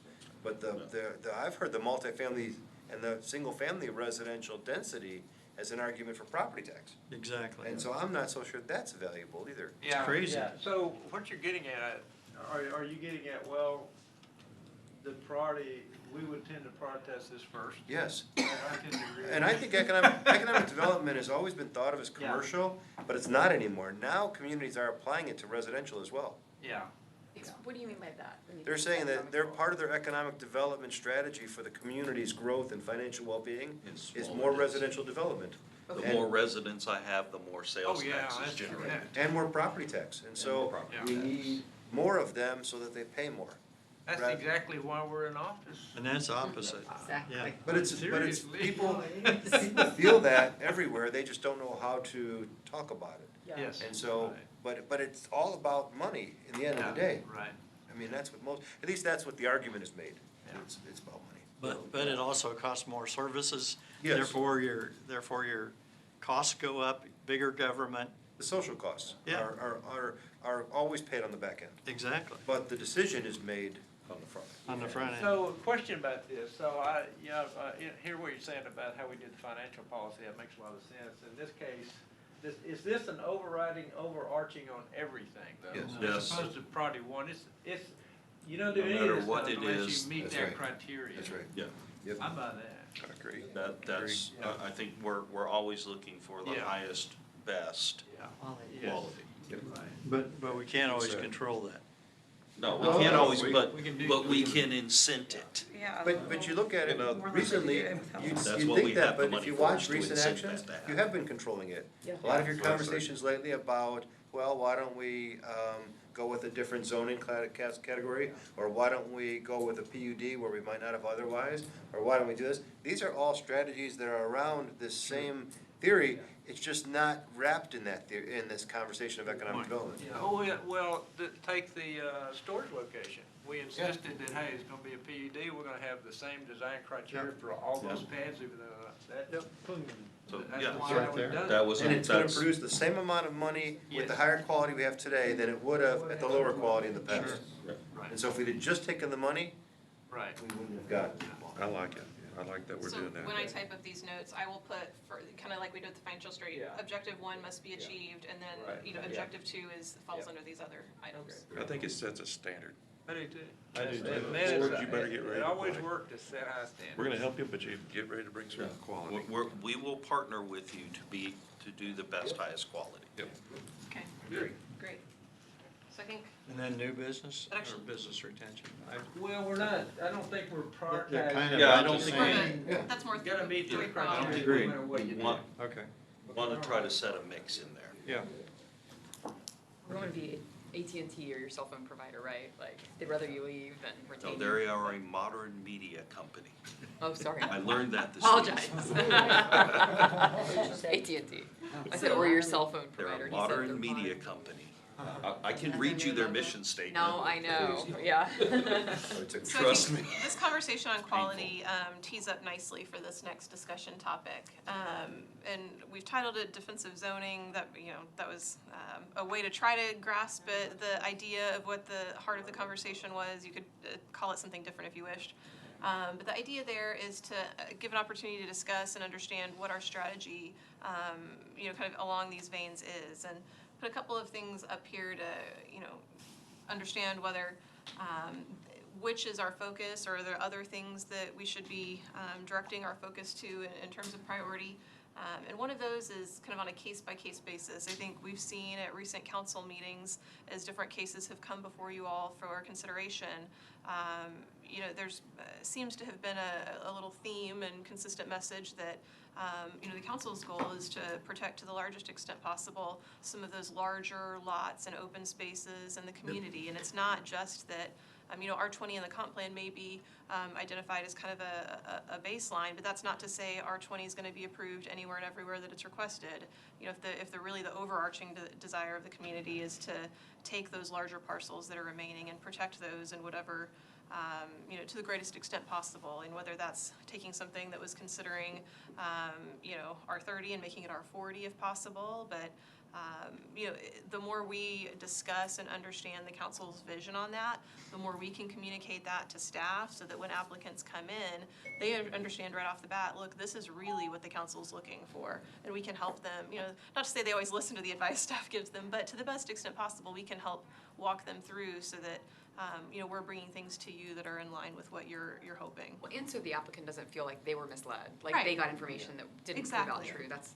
Exactly, and then, you know, the community-wide strategy of larger lots, I think that kind of fits in line, but just kind of wanted to put that out there and open that up for your discussion, so that we hear what your thoughts are on what those strategies should be. The first case-by-case maximize, I don't like, I have a little problem with maximize the opportunity.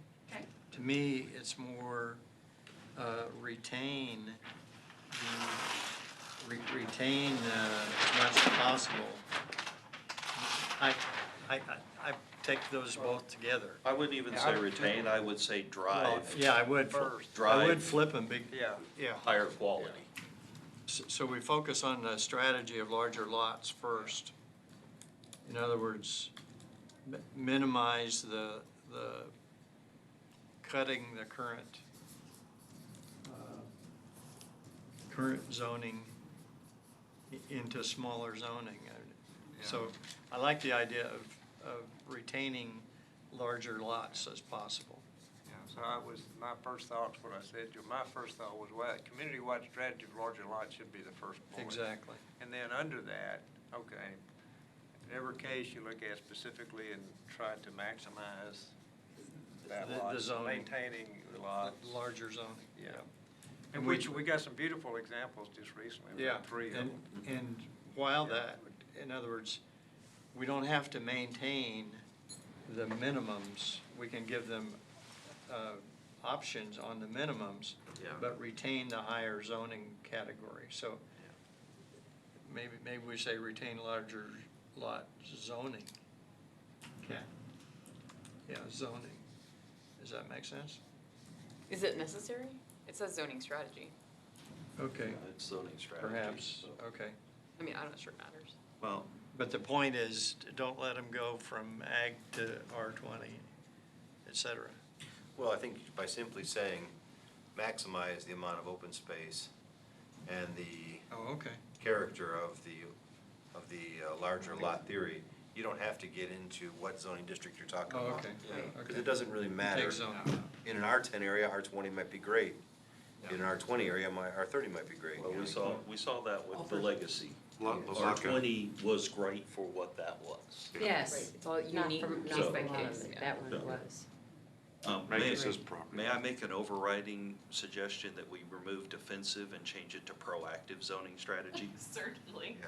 Well, and we don't even I have to don't- call that, we'll This just is call all this. internal. I like proactive. Yeah. We we'll chose just call- that word for a Oh, reason, it's kinda and tough. you're right, and it is a word that kind of evokes a little bit of discomfort. And the reason that I think it's a great conversation is it's supposed to be uncomfortable. Yeah. Because what you're doing is you're saying to the marketplace, and, because the marketplace is driven by opportunity. Sure. Yes. And so you're saying to the marketplace that, no, we're going to hold strong to some of these standards and ideals that we think are important, even if they are working a little bit against the flow of the market. Yeah. Yeah. And so it's not gonna be easy, it's actually gonna be a bit leaning into the wind, and so, but I agree with you, the word is, A good Well, conversation I'm starter. okay, so if you say proactive zoning, because we haven't yet come to the discussion of, hey, the existing small lot zoning that we want to change. That's We want to- different. Yeah. That But is that's defensive. proactive. Well, Well, but it's proactive also because Yeah. we're being proactive against the redevelopment that we're seeing. true, true. No, we want redevelopment, but just not the. We don't want it the way that it's happening by me.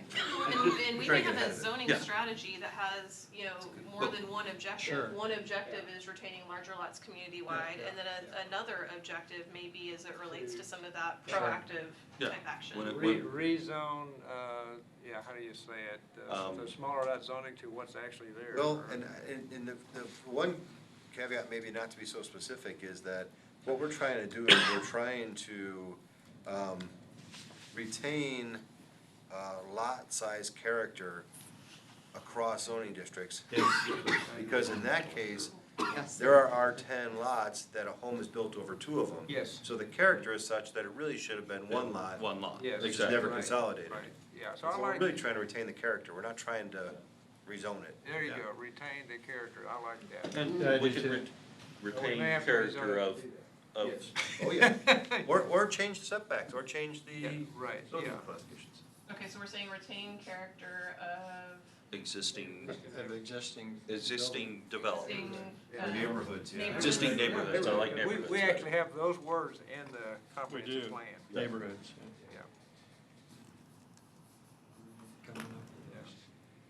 And that kind of goes to even the ag areas, It because they does. already have kind of a character that exists today, you Yeah. want to preserve. I think, yeah, I think that, oh, Yeah. And I think that is probably not direct enough on point with a specific project, but I'm not so sure it should be in a strategy anyway. so what I'm saying. the other thing that I see as a major thing is that we want to maximize or drive the highest quality, however you want to say that. Yeah. We're striving to have highest quality developments. Drive quality is. Drive quality direct, is, yeah. that's Yeah. fun. Yeah. It's very But consistent that's- with all of our other. That's a key point for us. No, it's nice and to the point. I think the other thing too, is that you have to be very careful on how you wordsmith it, but you really need to say, That's a whippet. adapt code, adapt our code to meet the objectives previously stated. Of course. And I would argue that part of the way you drive that quality is. Yeah, but I'm saying the code, it has to be, the problem is that Has if to be you, in the codes. Right. most of these things are reactive, and what Chuck's talking about, the proactive part is, you have to anticipate, the only way to anticipate is to have the code be changed before the issue comes up. Yeah, so- You wanna add another one for So, that? Yes. where I had the word in my brain just a minute ago, it's continuously review zoning or LDC Yes. to drive quality. Yep, yeah. Okay, Use so it- adapt LDC code is- to. See, I'm- LDC is a Yeah, but I wanna evolving say tool. continuously, because that's something that we should be doing all the time. How about continuous evolution of Continuous- LDC There we go. to achieve quality?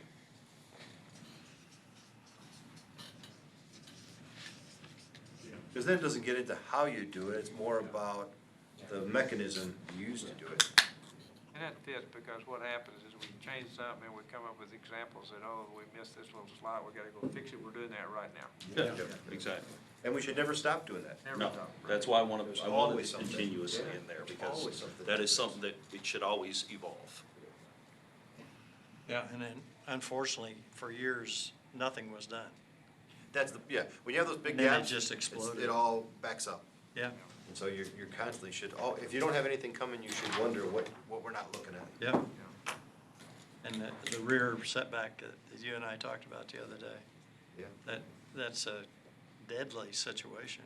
Yes. You get into, there are some lots already exist where they're maybe 20 feet. Yes. Or they've given them exemptions, Yes. and so then people start putting in these outbuildings that overlap into the, what do you call it, into the easements. Yeah, at the rear. And then you got a setback. mess, yeah. Well, George, thanks for the lead-in, because I'm gonna get some booze on this one. Because I think that you should allow the flexible use of variations or variances to meet your adaptive needs. Stop it right now. I know. That's not.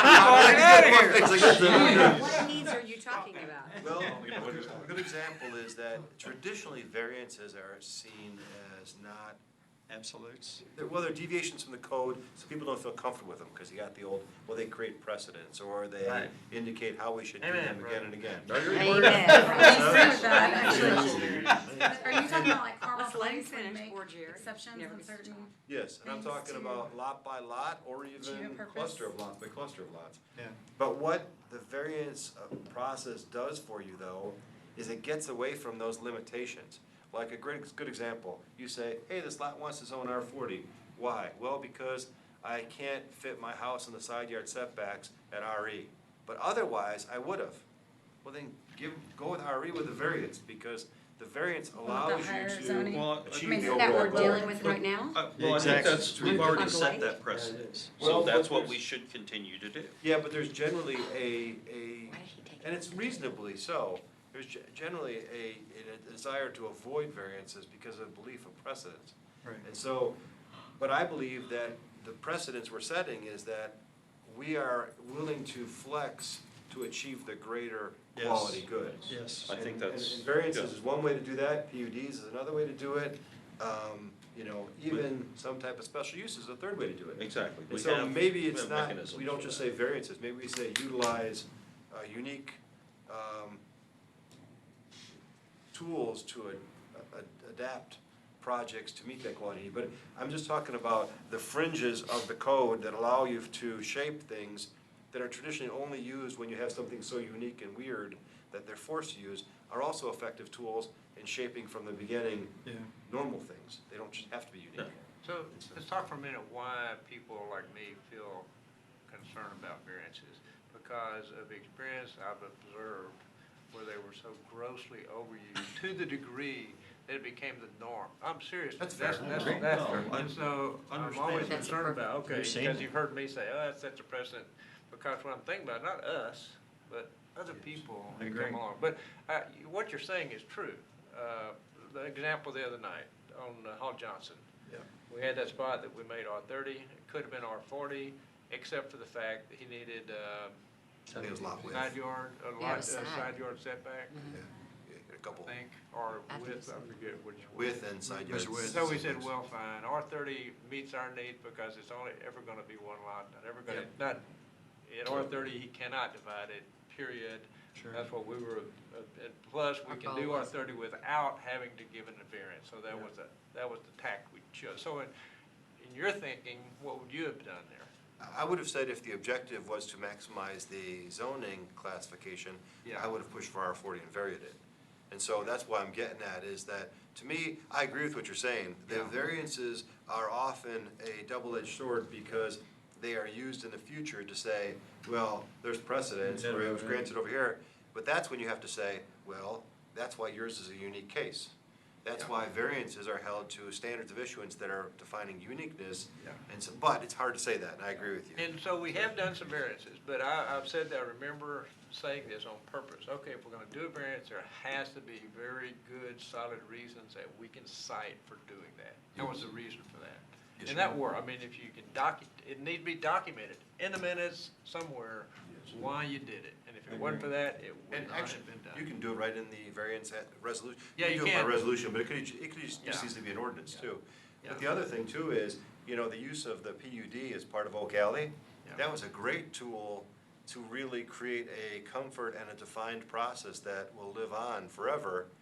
And that was probably the biggest PUD Yeah. any of us will ever see in our careers. Yeah. But it was a great example of how that tool can be flexed to meet the need to give comfort and ensure a quality Yeah. development Right. the way you want it. So another example of that I think could have been used differently is right down here on Bransford, was it Oak Lee development? Yes. That guy came in with an R20. They pushed him to a PUD, and they didn't take advantage of the fact of what he was willing to do.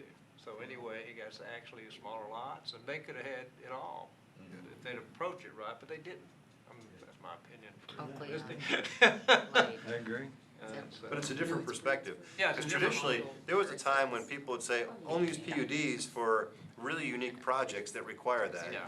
And now they've become more commonplace and they're used, and some people have argued they're abused because they're used too much. But in my opinion, in a community like this, especially one that's nearly built out, Yeah. you're unique. Every project now is unique, and so there's an argument to be made for it, Yeah. that it's applicable. And it also defines what that project's gonna be like forevermore, Yeah. and it gives the staff. Yeah, right, it does that, and I think on the city side of all this is when you do those things, you should define what the value the community is getting. Yes. There's gotta be, the developer's getting some kind of value, the city better be getting more value, or the city shouldn't be doing I it, agree. my opinion. Well, then, so we're strategically using land development code to drive highest quality. Yes. So That's is, right, yeah. is there some? So let me ask a question to that regard. Yeah. Only because I really don't feel like I have the same knowledge. So when Yeah. you want to put this out to the public, Yeah. I think someone generally is thinking, well, so why am I visiting the Community Development Department and I'm gonna do this, but now I'm gonna have to go through another 4-step process because staff doesn't know that you want to utilize a different process and then bring it back. So I think we have to be very careful about saying how we strategically use the land development code and relay that to the people who actually need the service. But I think And I that's- feel like I'm on the outside looking No, in, no, trying yeah. to give that view, not to, But that's why this is a strategy, and that's why it's an important conversation, because it's incumbent upon us then to share these strategies throughout the culture, so that when the person comes into community development, they say to them, oh, okay, in a traditional, you've provided a traditional subdivision, and you've maximized your lot density and your zoning. However, in our strategy, we want to maximize the open space to the extent we can. We want to retain the character of the community around you, And we also want to use some of these unique tools that are available to us. And because the way your property lays out, one tool that might be valuable to you is a PUD, because there's opportunities with very unique, with, floodplain or whatever. Or I immediately see you want 8 lots. And while from a mathematical standpoint, it works, I don't think this is in line with our vision in the community. And so I'm telling you up front that I likely think you'll be more likely to go to a higher zoning classification and have less lots. You are welcome to submit this, and I would never tell you otherwise, but I'm telling you this up front before you get through the process, so that the answer you get at P&Z and the answer you get in council, when you get it, you look over at me and say, well, you did tell me this was coming. Yeah. And so that's where the disconnect is. They shouldn't just be simply met with, well, that's what you're allowed to do, so okay. There's nothing wrong with saying that you're allowed to do that, but you then need to say, but here's more of what the vision has come down with from the council. Yeah, I agree with you 100%, because we've seen a lot of examples of that. Yeah, because I think that stops that. Yeah. Absolutely. But that's happened, 3 years ago too. Yes. It was happening. Things would come in that just, shouldn't possibly happen. Yes. And so, it's got a continue a thing, but clearly we need to make sure P and Z is on track. So we need Well, we need another to, session, so I think, the with next P&Z bullet also. is To do communicate that. this strategy through both city staff Throughout the organization. Sure. and. Yeah, the- I think that's what Yeah. I was looking for there. How do we Yeah, get, so. make sure that the Yeah. public Well, understands? Well, to go and I'll step back down and and back I'll up. actually change that, empower. There you go. Because I think the Where thinking we now is want it's to in there, empower it should be Ben there, make it. to drive those discussions. We want to empower P and Z. We did that by giving them more leeway. I mean, that was one of the meetings that we had. But wouldn't it be awesome? P and Z was too handcuffed. It'd be really nice to say, when the presentation comes, here's what was originally presented, but I shared the vision of the city as follows, and then go through that. And then say, from that vision process, we came up with the following That's- adaptation. And you say, oh, you may still say, well, that doesn't go far enough, we have a little bit further we want from it, but at least it shows that transition. And we've been working on that more and more, and that's why Adrienne is more involved in the, Every single DRC meeting. yeah, and that's why Mark and I are also looking at projects all the time, because we're offering that feedback. We're meeting with these developers, so that when they get to council, if you notice, when you're telling them these things, they're not usually shocked. Yeah. Because they've heard it before. But you're right, that's a fair commentary, and that's part of that So that needs strategy. to be part of the strategy, is that we empower all parts of staff, all parts of city government Yep. to drive towards the same quality And standards. speak with the same voice. That's- Gotta send Okay, so out what do here. we want that to look like? I think empower all levels to speak with the same voice. Is it empower, or is it,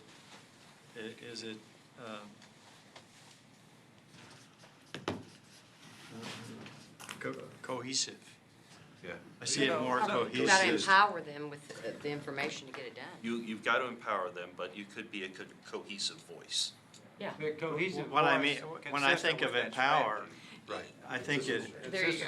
Consistent with the I think empower is, I can make that decision, I don't have to worry about anything else. But that's why empower is such a good word, George, because I think right now, some of them think, the only thing that empowers me is the code. Oh, Right. And so therefore, That's not true. I'm not here to arbitrate, I'm not here to think outside the box, I'm here to just call balls and strikes. communicate. And I think that's fair, that's part of the job, but I think by empowering them, you're saying to them, hey, it's okay for you to also have a conversation about ways to improve the project Point. over and above, and certainly not dissuade the applicant in any way, but suggest opportunities to make it better. And that is a mind shift change, right? Yeah, That is a big that's why I wanted to use that word specifically. Yeah, no, Perfect that's example is- very important for those employees that are Yes. Black and white. tunnel focused Yeah. on that code. Good job I because of agree. that. I We, mean. we want them to understand that the code is our baseline, but Well, that's just like, example of it is, once you're on city council, people say, well, you have to pass that. It states that you have to. And I go, just because it's there, you don't have to pass it. You have to look at the overall area that's in whole. Unless total- there's total some kind of legal situation. It's Well, the yeah, floor, but not I'm, the ceiling. We have some of that's a whole those. different ballgame. But just saying on, No, in general, I agree. right, Yeah. you have to look at Just- the whole picture, not just one little Just piece. because it came from P and Z and they approved it doesn't mean, and Well, staff. because the code says you, that Right. this is what they, what it specifies, you don't have to do it. Exactly. Right, the code says, if you're gonna do it, it must meet these minimum standards. Right. But it doesn't say the city's going to only approve that. But that's the concept that people have out there, Okay. is that if it's there, you have to pass it. Hey, what did you say?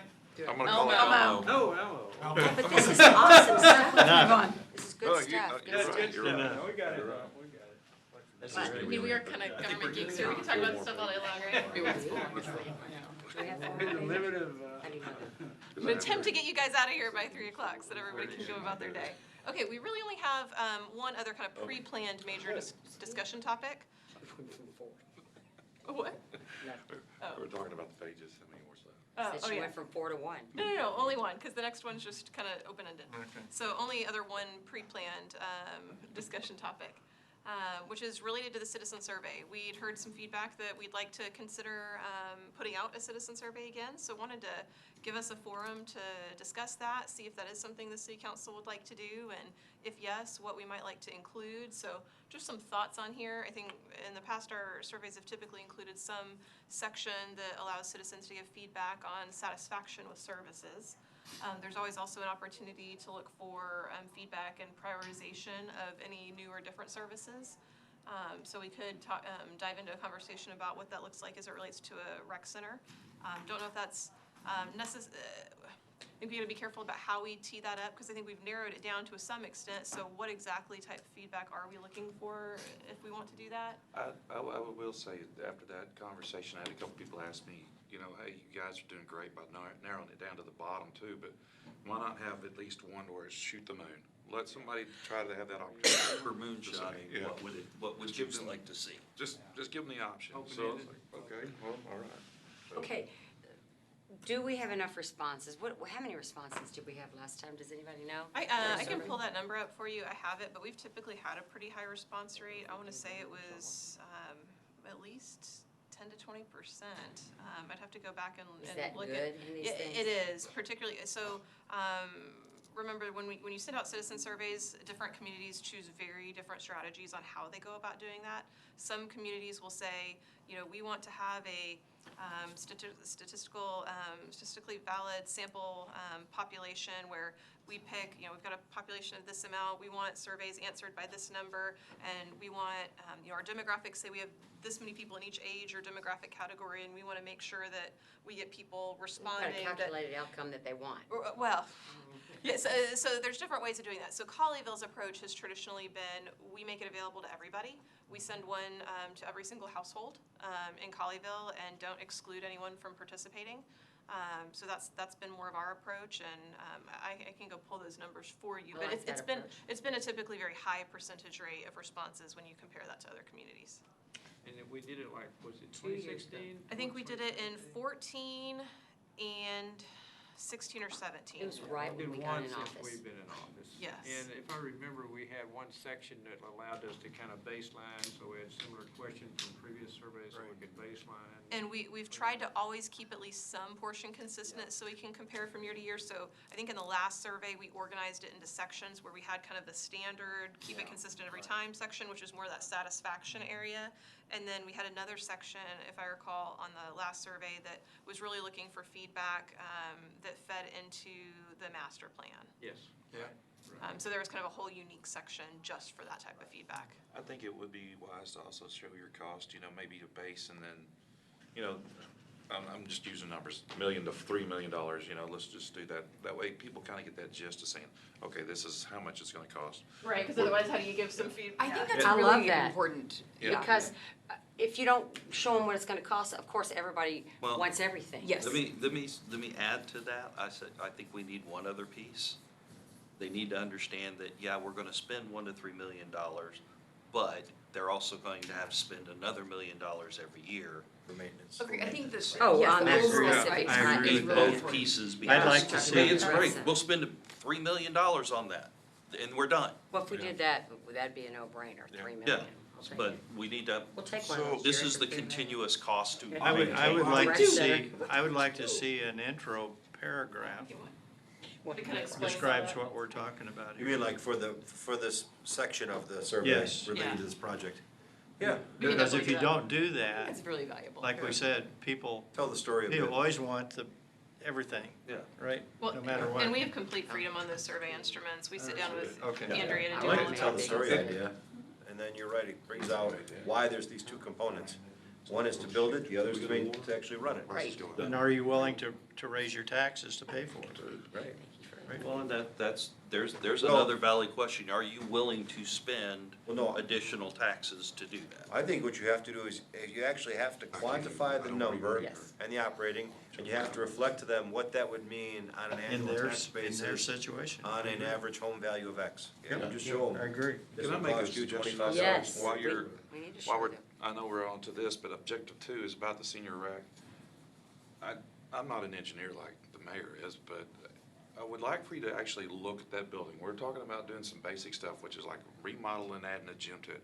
I want you to look over the top of that, and you take a square box, and you show me how that square box fits on that old building that's sitting there. It doesn't look aesthetically correct. It's not sitting No, the correct way. I agree with It's you. gonna be tough, and I think we're putting. Not sure it maximizes a return, Right, right? and Okay. you Let's look, stick on it the does it fits east, west, like that north, one. south, Yeah. like this building sits there, how are you gonna make that whole building sit on that property and make it Clear look on right? what they are. Just be I just wanted to give you my idea, I don't want you to. Bobby, I look. agree. I No, I couldn't, saw I what couldn't he was agree with you talking more. about, yeah. I've always thought that you were gonna struggle with that. Yeah. And I always thought that the sad reality of it is the existing building is probably gonna be torn down. But I think you have to at least go through the exercise to make sure that there's not, I've seen architects come up with these really cool ways to salvage buildings, but I agree with you. That It It is building's- a weird, A wonderful example, you guys have Layout. probably drove Bransford a lot. Did you see that house that's on the corner of Bransford, I think Shelton right there? Where they left the old existing house, and then they tried to add on to it, and it became so much to time together that it took twice as long to get it done. And the owner was like, gosh, should have just tore it down. You hear that from engineers all the time, hey, you might Right. save a few nickels to have that there. where'd you say Bransford and what?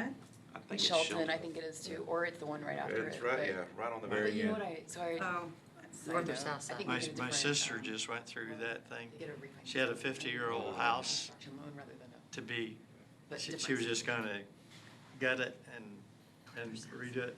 By the time she got done, she said it'd be far better And she to just rebuilt it. cut it down and rebuild it. Well, and I think that's a fair criticism for us.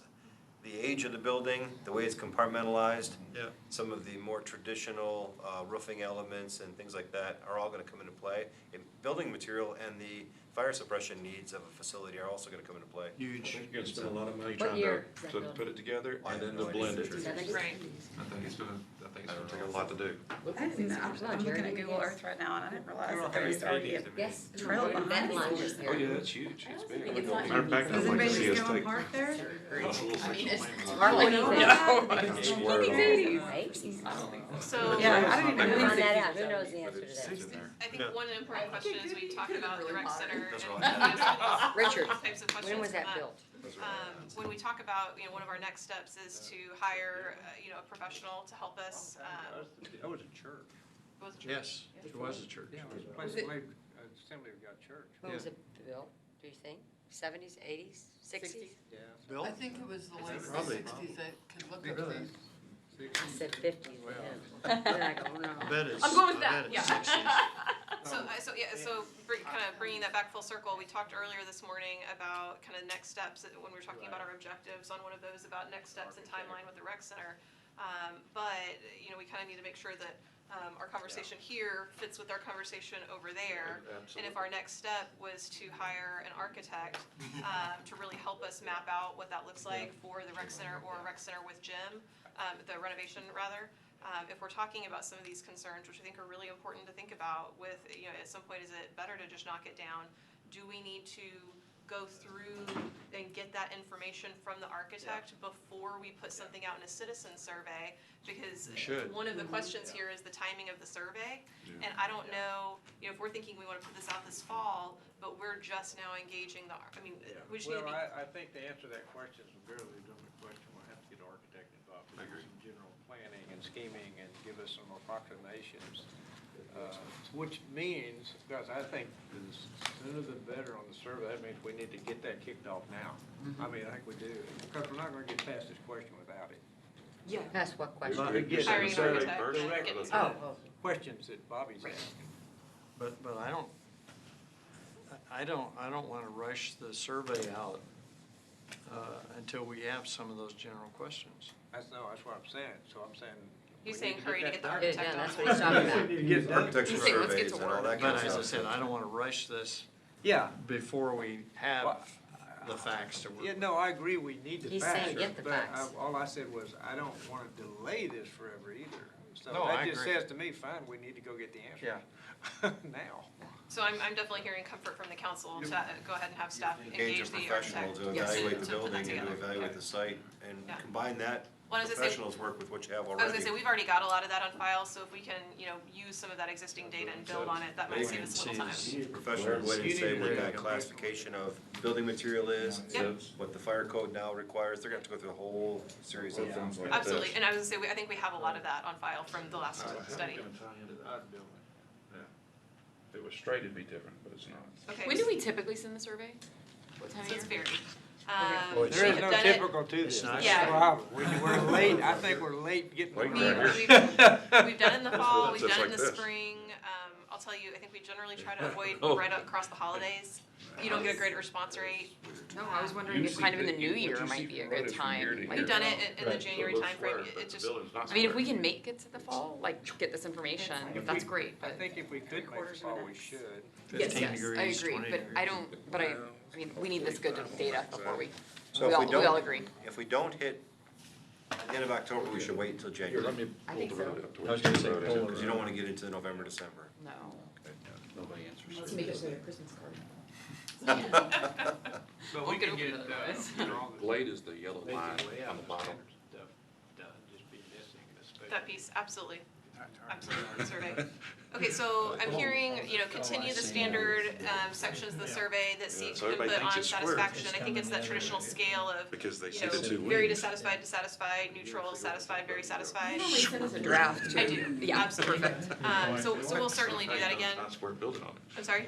Mark had an interesting idea, I mean, if you're mailing the survey, right, it's not online? No, We've done we'll do it both. online. We've done both. Do it online. One thing you could do is when you mail it, you can mail it with, some type of, Incentive? coupon or gift card, you come in, when you turn the survey in, you get a $10 gift card for the businesses.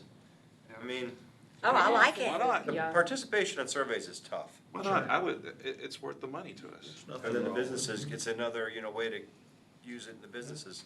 See, that's why we got him on board down That's there. why he's our Not just a economic hat rack. development guy. Not just a hat He's rack. proving the It's just not naysayers a- wrong. I love it. I love it. Can we hand out the $10 It's actually bill? V, that's Can we what, hand out the $10 when you look bill at so it they'll from the still road, it feel is a like V. it's Yeah, $10? but people think No, that it needs to go to it's business. square. What You about know, if we do I'm it saying, No, with but the why, convention, why can't we because hand if out you- $10 bills? We could mail it. Instead of giving them money, So give print them a this gift out, card for bring the it over. business. Yeah, that's what I'm saying. Yeah, Oh, I $10 thought you meant. bill, we said, no, we want. So the before we businesses. conclude our conversation on the citizen Yes. survey, other than the standard section, a section dedicated to the rec center, kind of TBD placeholder, once we get our information from our architect, is there anything else that we want to include on that survey to begin working on?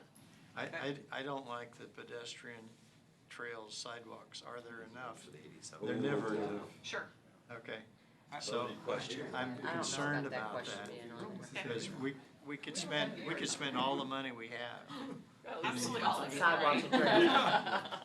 You're exactly $30 right. million, because we found out that the sidewalk that we're gonna have on Pleasant Run, that itself was like $2 million or something for a short, I mean, it's what is it, not even a half a mile. Yeah, sure. A lot of it just depends on space and drainage and, Yeah.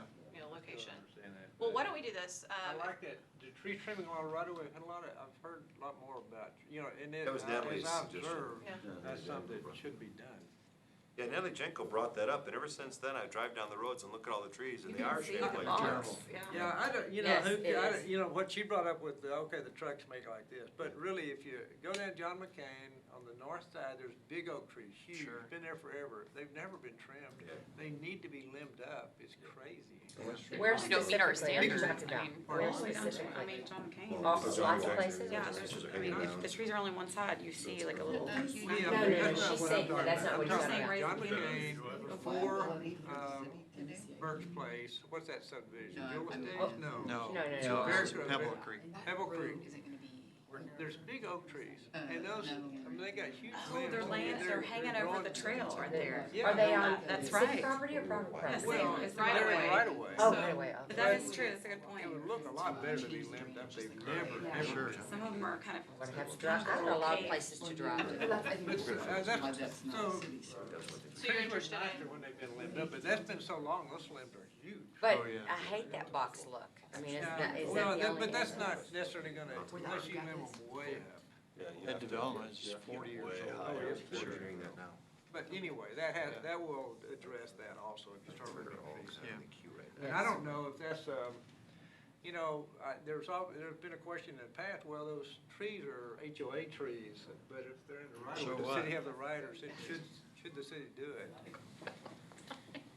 What are your answer? I'm sorry, I distracted him. What was the question? If it's hanging My over a fault. tree. Can the city, so Jerry, Right away. the city Trees, manager, trim. can the city and should the city trim trees along the roads?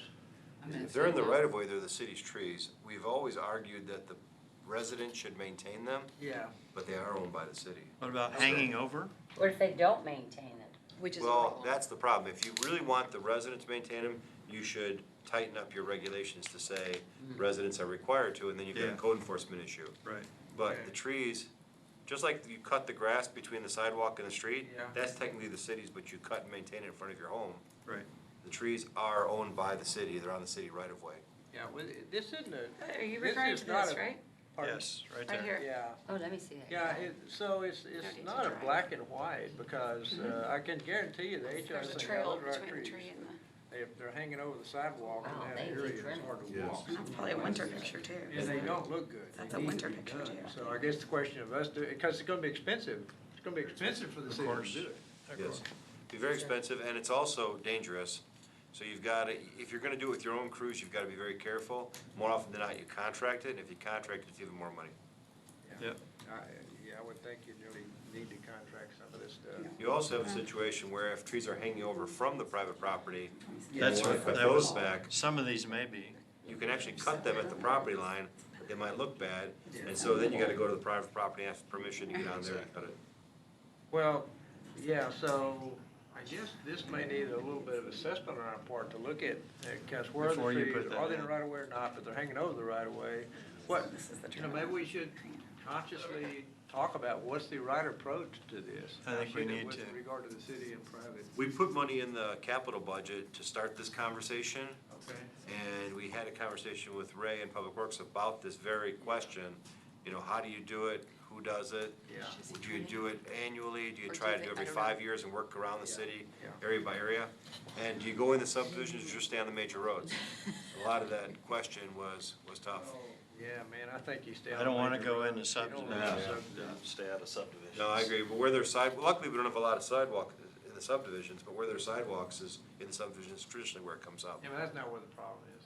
No, but those are, you get complaints from time to time. Well, the subdivision, but that, I mean, it's an issue in our neighborhood. Like, there's the people that just don't trim their trees up to 14 feet, and then there's those of us that do, and it looks really weird, and people have to veer around others. I'm not saying the city should do it, but it's a problem. You I have, mean, so you have sidewalks in your subdivision? yes. Do your HOA have anything to say about it? Well, we just follow the city, we follow the city standards, 14 feet, Okay. and that's what we tell everyone to do, but, I mean, until we're ready to find all the people that are at fault, we haven't found anybody. In subdivision, I really do think that's a homeowner's deal. It But is. along Agreed, major streets. agreed. Oh, yeah.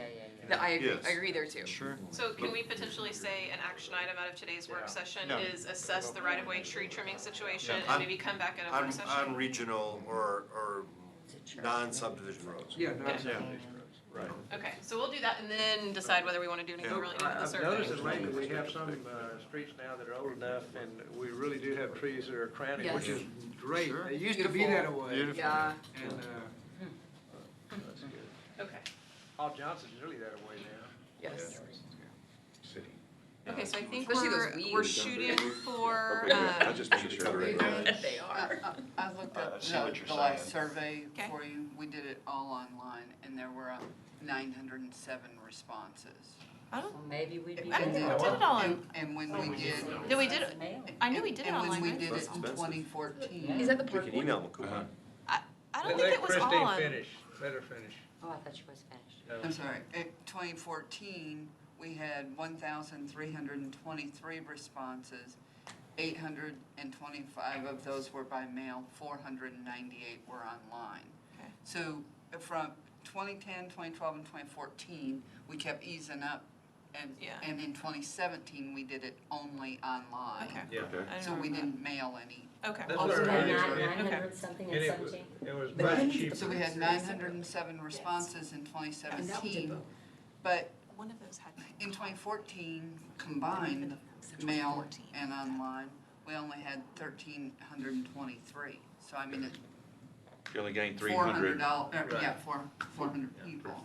I think we're gonna find again, it's a lot cheaper to do that, and we got a good response. And everybody's going that way now. Yeah, there's no Digital. question. online. Right, Yeah, I especially think when we we would were like here to to do buy. that. So I think, That's Rather good spend it information on right there. businesses Thank you. than. Right, yeah, that's wonderful. We can still Just- email them, Going when they on. respond online, they can still come in and get the coupon. Yeah, yeah.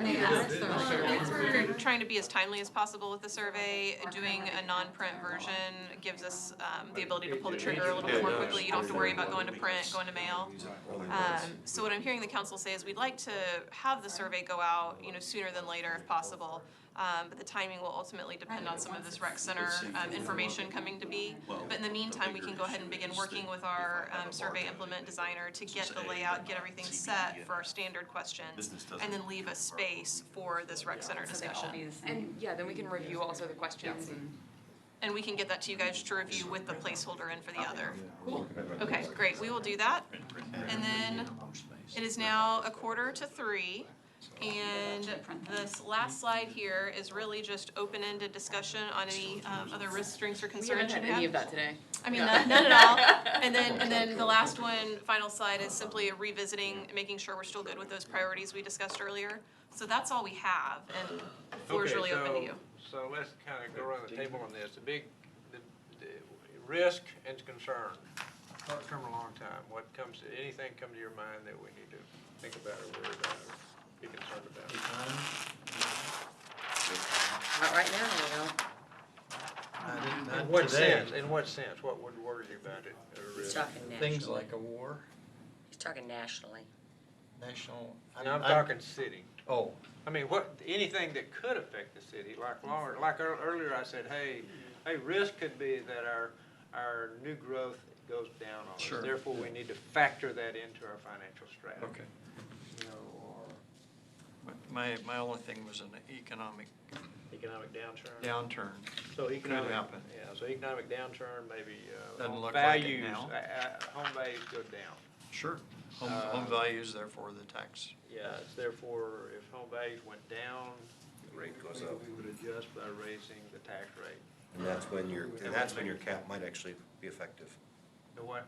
That's when your cap might actually be effective. Sure. Yes. If your rates go down, your values go down enough, your cap will limit you to go If home. it's done on revenue, it Could be a wouldn't election, matter. yeah.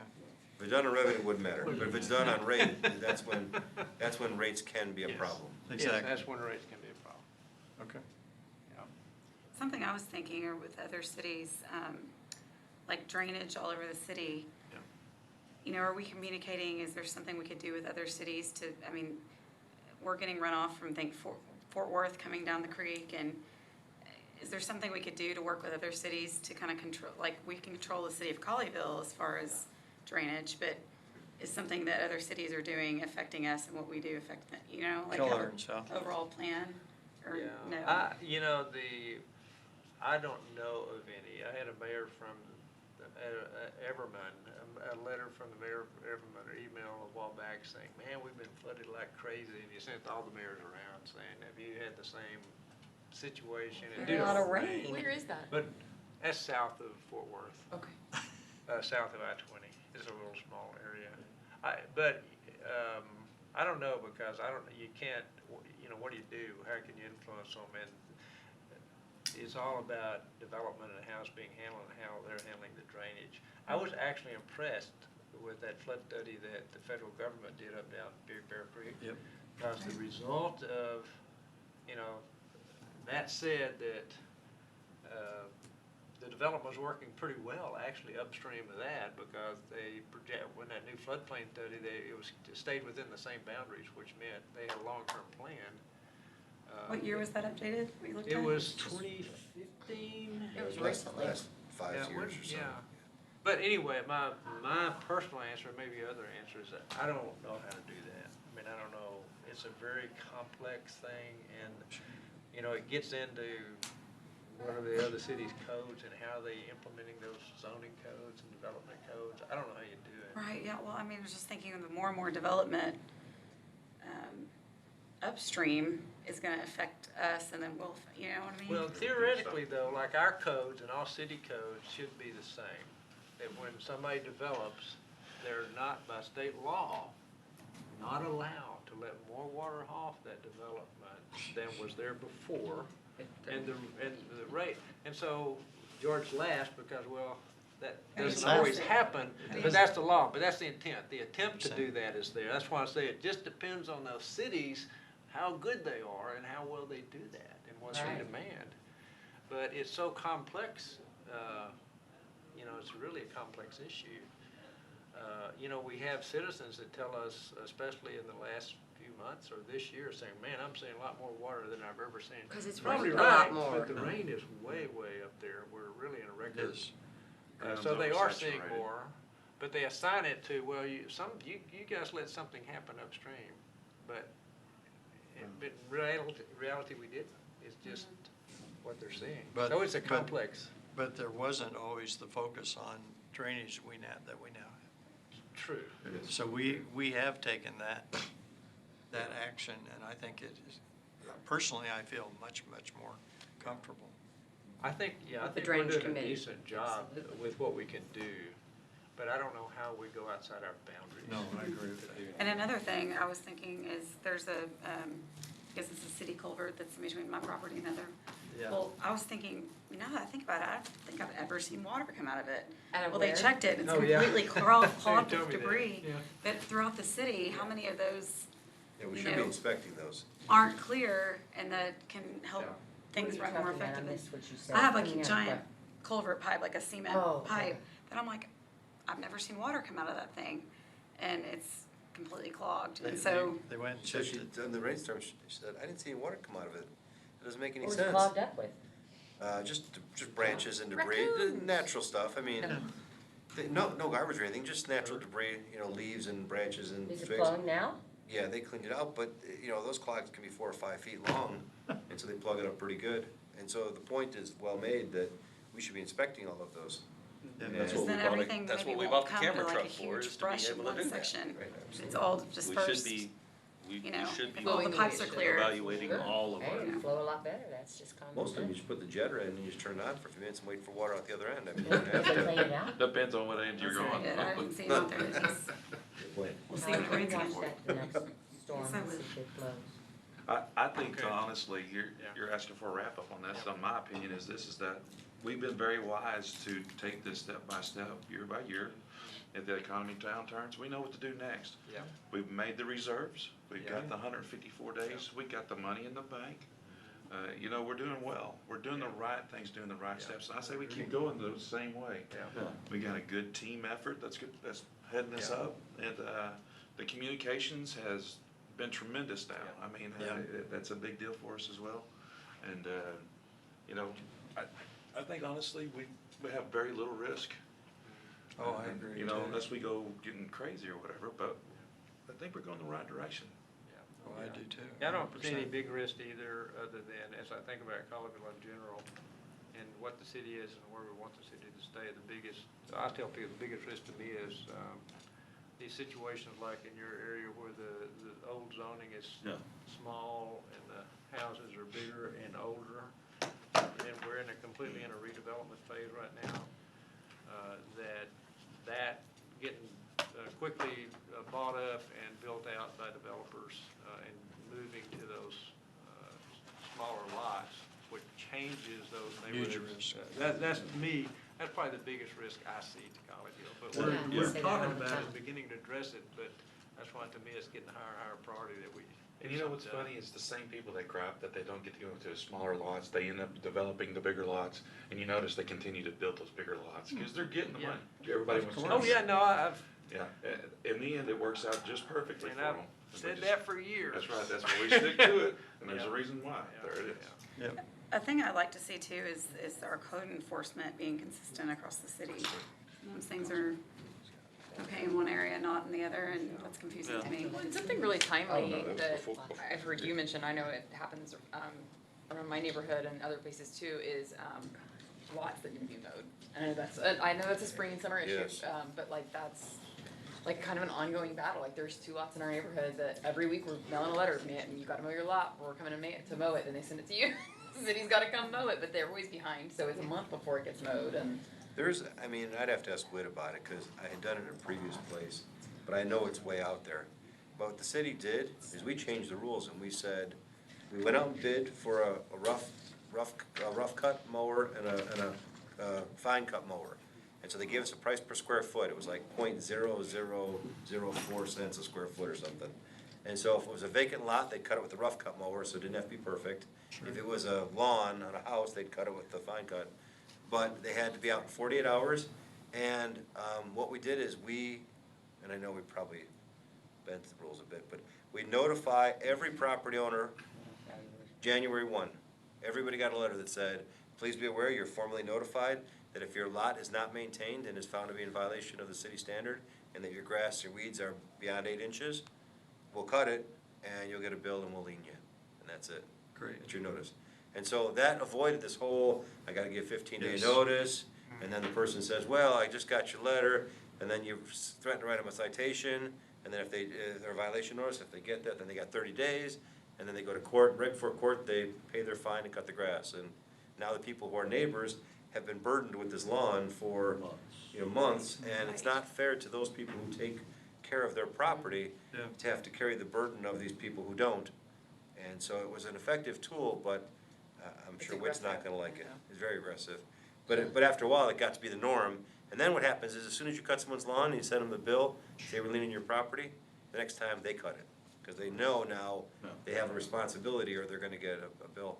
The only place you lose money is if a property goes into foreclosure, all liens are wiped, and so you lose that. it's still Yeah, better for the how city. often is But that? the city would lose, Still better, yeah. $1,000 here or there, but it wasn't a big deal. Yeah. And actually, we had it where it was, it built up, you may have 25, 30,000 in, accounts receivable, but that's okay, because every time someone would go to sell those houses, they have to come in and pay. And so the revenues kept coming in, and so we budgeted every year for this expense. But it was a good way to avoid this unfair burden on the other neighbors. And it keeps I that actually quality kinda standard like it. high, which is, Yeah. In Irving, I think what their policy is that they'll come by, they'll actually drive a stake into your ground with a sign that says you got 7 to 10 days to mow the grass, and you don't. that's awesome. I mean, really and truly, you gotta see them when they drive in. So You they're- know what, but it only I'm doesn't all- work on an empty lot though. I mean, on an empty lot, the Empty people are lot, just there's like, no owner. Well, Yeah, but at but least- then you go cut the grass. But you know what, But we does cut this the work grass, if it gets if people done. don't complain, or I is just there want it something done. going around? I got Well, Yes, like, as someone what has- happened was you find that the same people are over and over again. And It's- so what you yeah. find is that, you have some that come in as complaints, but once they're in the system, you actually have a situation where you go check the same 10 or 12 every week, or every 2 weeks, or every month, whatever the time is, and it gets into a cycle. But once you cite them a couple times, and they get the lien, they get the letter of the bill, and they get the lien with a lien fee, they tend to come in and say, okay, I wanna settle this lien, waive the lien fee, Yeah. and they start cutting it themselves. But you'd be surprised how many people, all of a sudden realize they have a lot that they forgot they had, or they have, this And I responsibility. think, the other problem is, of course, is that those people that are not residents, but own the homes, Oh, we had a perfect It's gonna take example in forever Timber for them to Yeah. get that notice. Still there. I think, I like your idea. The only risk I It's see, Bobby's idea. risk I see Put in sign putting up. out everybody Red sign. is Like it. you hack off a bunch of people that mow their yards all the time because they get those letters. Is that Yes. Say that again now? I said, the only risk of doing what he said, they did where they sent a letter to everybody in town. They could say, this letter is going to every resident in Colleyville. It could just be like. Because you're right. this- Yeah. If you Not follow an the insult rules, to it you, does but- kind of make you mad when you Yeah. get that. I Yes. know exactly. But it could be well explained, right? In an attempt to better maintain the overall appearance of our city. Right. We are So if you instituting a get new this, policy. please disregard. Everybody in the Yes. city is receiving. Oh, a Please letter. ignore did it. it happen that somebody Please ignore was from out here of on. town and yard maintenance didn't But it's- come, or we're somebody talking was about in the 8 inches, hospital? but we- Almost never. You To know. get to that accumulation, usually Yeah. it takes 4 weeks. I mean, Okay. it's not just your grass is a Not you little went out top long. for a little bit. Your grass had to be, I think our code here even says 8 inches. I think it is So, 8 inches. to get to 8 inches, it wasn't like Things you are had the flowering and- grass going to seed and there's one little thing. No, it was. Yeah, Right. I got an idea. So like your subdivision, if y'all have a problem, and it is a real problem, as you already acknowledged, Yeah. have the HOA for the subdivision, and you guys can notify the citizens for the city to pre-notify like that and say, hey, let everybody know, you let them know, you'll get pre-notified, and here's why we've asked for it. And then that shouldn't hack people off. That may, If they know and it would about be it. a subdivision notification. Pre-notification. We are exploring that with our lawyer. We've got a couple things we're exploring, but, because we can't wait for the city to come mow them anymore. I mean, Do you no, have It takes no forever. offense, it takes Problems? forever. Do you Takes have forever. problems? So the Yes. notification the legal Every process week, takes we're forever. contacting the same people. Oh, it is. So- Yes. People. Yes. What I meant was, you guys, as an HOA, ask the city to pre-notify everybody in your subdivision. But then they'd have to have us on a schedule to come mow, and I don't know that we're in a No, position to you- do that. That's all I mean. As a city, I don't know if we're in a position. Because you have dry periods and wet periods where it grows faster or slower. Sure. But we actually required as part of the bid, the contractor who bid on that work had to actually, as part of it, take a picture of the grass, I like that take a too. picture with the address, and so if the person came in 3 years later and said, I got this Oh, yeah. lien on there, I didn't do that, we'd say, oh, here's the digital file, here's all That's the smart. proof, and Here's the ruler. here's the bills we sent you over the years, here's the ruler, they put a ruler in the picture with the address, they write on the right board the address. And it wasn't a big deal, but it was annoying to those people who took care of their property. Sure. Okay, very good. It's 1 minute for three. Strengths, I think we're great. This city is blessed financially. We're blessed to have a great staff doing a super job. But it's just, I see it. I don't want us to go past 3 o'clock. Any other conversation anybody want to have? Just, about- Mayor, Craig responded and said the switchover at John McCain is not gonna happen until later in the fall because they're waiting for the mast arm activation or something like that. What? They're waiting for some signal activation, he said, so I don't know, That's right. that's what he Or I said. just wanna- So that section is not coming till later. The other 2 switchovers are gonna happen next week. Okay. Not gonna be later when? John John McCain. McCain switch over until the fall, like August. The, great. Why? Stabilization. It's something about, they're Yeah, I waiting know for a where we were. signalization activation up there. I don't know if the signals are fully on maybe at, I don't know, They control that. yes. They forgot. What are you talking about? Well, he said there's not gonna be a switchover on 26 Meet right until the hand. fall for John Between McCain, the northern. John area was McCain done. to Hall And the Johnson. excuse is some signal activation that they control. That's what So they told that me. cuts no water with me. How's No. that? You can ask Vin next week. Yeah, we ask him on the second. Y'all lingo. 2 weeks, where's he going? On Question that goes on the list. Sorry I brought it up, it's 3:02. I was gonna say, we've got about 5 questions, and we want answers. Mayor, were there any other strengths or concerns that we want to touch? Okay, so when we had our conversation earlier, we identified these as the high priority objectives. We added 1 for drainage, but other than that, all of these stood in one way, shape, or form, which I'll type up based on our notes. Anything else that we need to consider before we consider this, our plan of action for the next 12 months? How do the leftovers get onto this?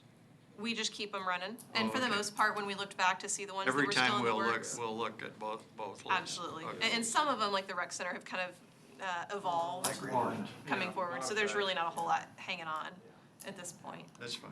And I like the way this is done, because a lot of times people have these work sessions and it never gets done, okay? But Nothing just, comes out of it. yeah, a lot of talk comes out of it, Yeah, but but- not any action. Right. And this is pretty much This holding is us great. accountable. And I think by simplifying our system a little bit, It's very these are our high simple. This is priority it. objectives. It's not complicated, it's not cumbersome, it's pretty straightforward. Great, well, thank you for doing Leave this. that on. No, there thank for you us. guys, it was a Thank you great very much. discussion. Leave that on there, that's great. Yes, thank you all. Okay. I only have one minor suggestion. Really, you, George? Before we do this next You year. got that ready to go. Send these lists out a week ahead of time. Sure, we can To absolutely do that. whom? What list? Did To let us. people know? Oh. Okay. To us, we're the participants. It gives us a look ahead, that's all. Very Sure. minor, but it's just a suggestion. That's fair. Yeah, not a I problem. didn't think of that suggestion until this morning. Just told us When I said, I don't think we figured this out till Monday, so. I was sitting there and I actually had a few minutes since Bonnie was gone. She doesn't interrupt me at all, but, She didn't say a S- word. What are saying- you talking about? We're telling her. Recording's still running. Snooky, it was snooky that it was bothering you. Okay, Fine. we ready to close? do it. Okay, close the session at 3:03. Yeah, All what right. I Tell your was story. saying to myself, if I,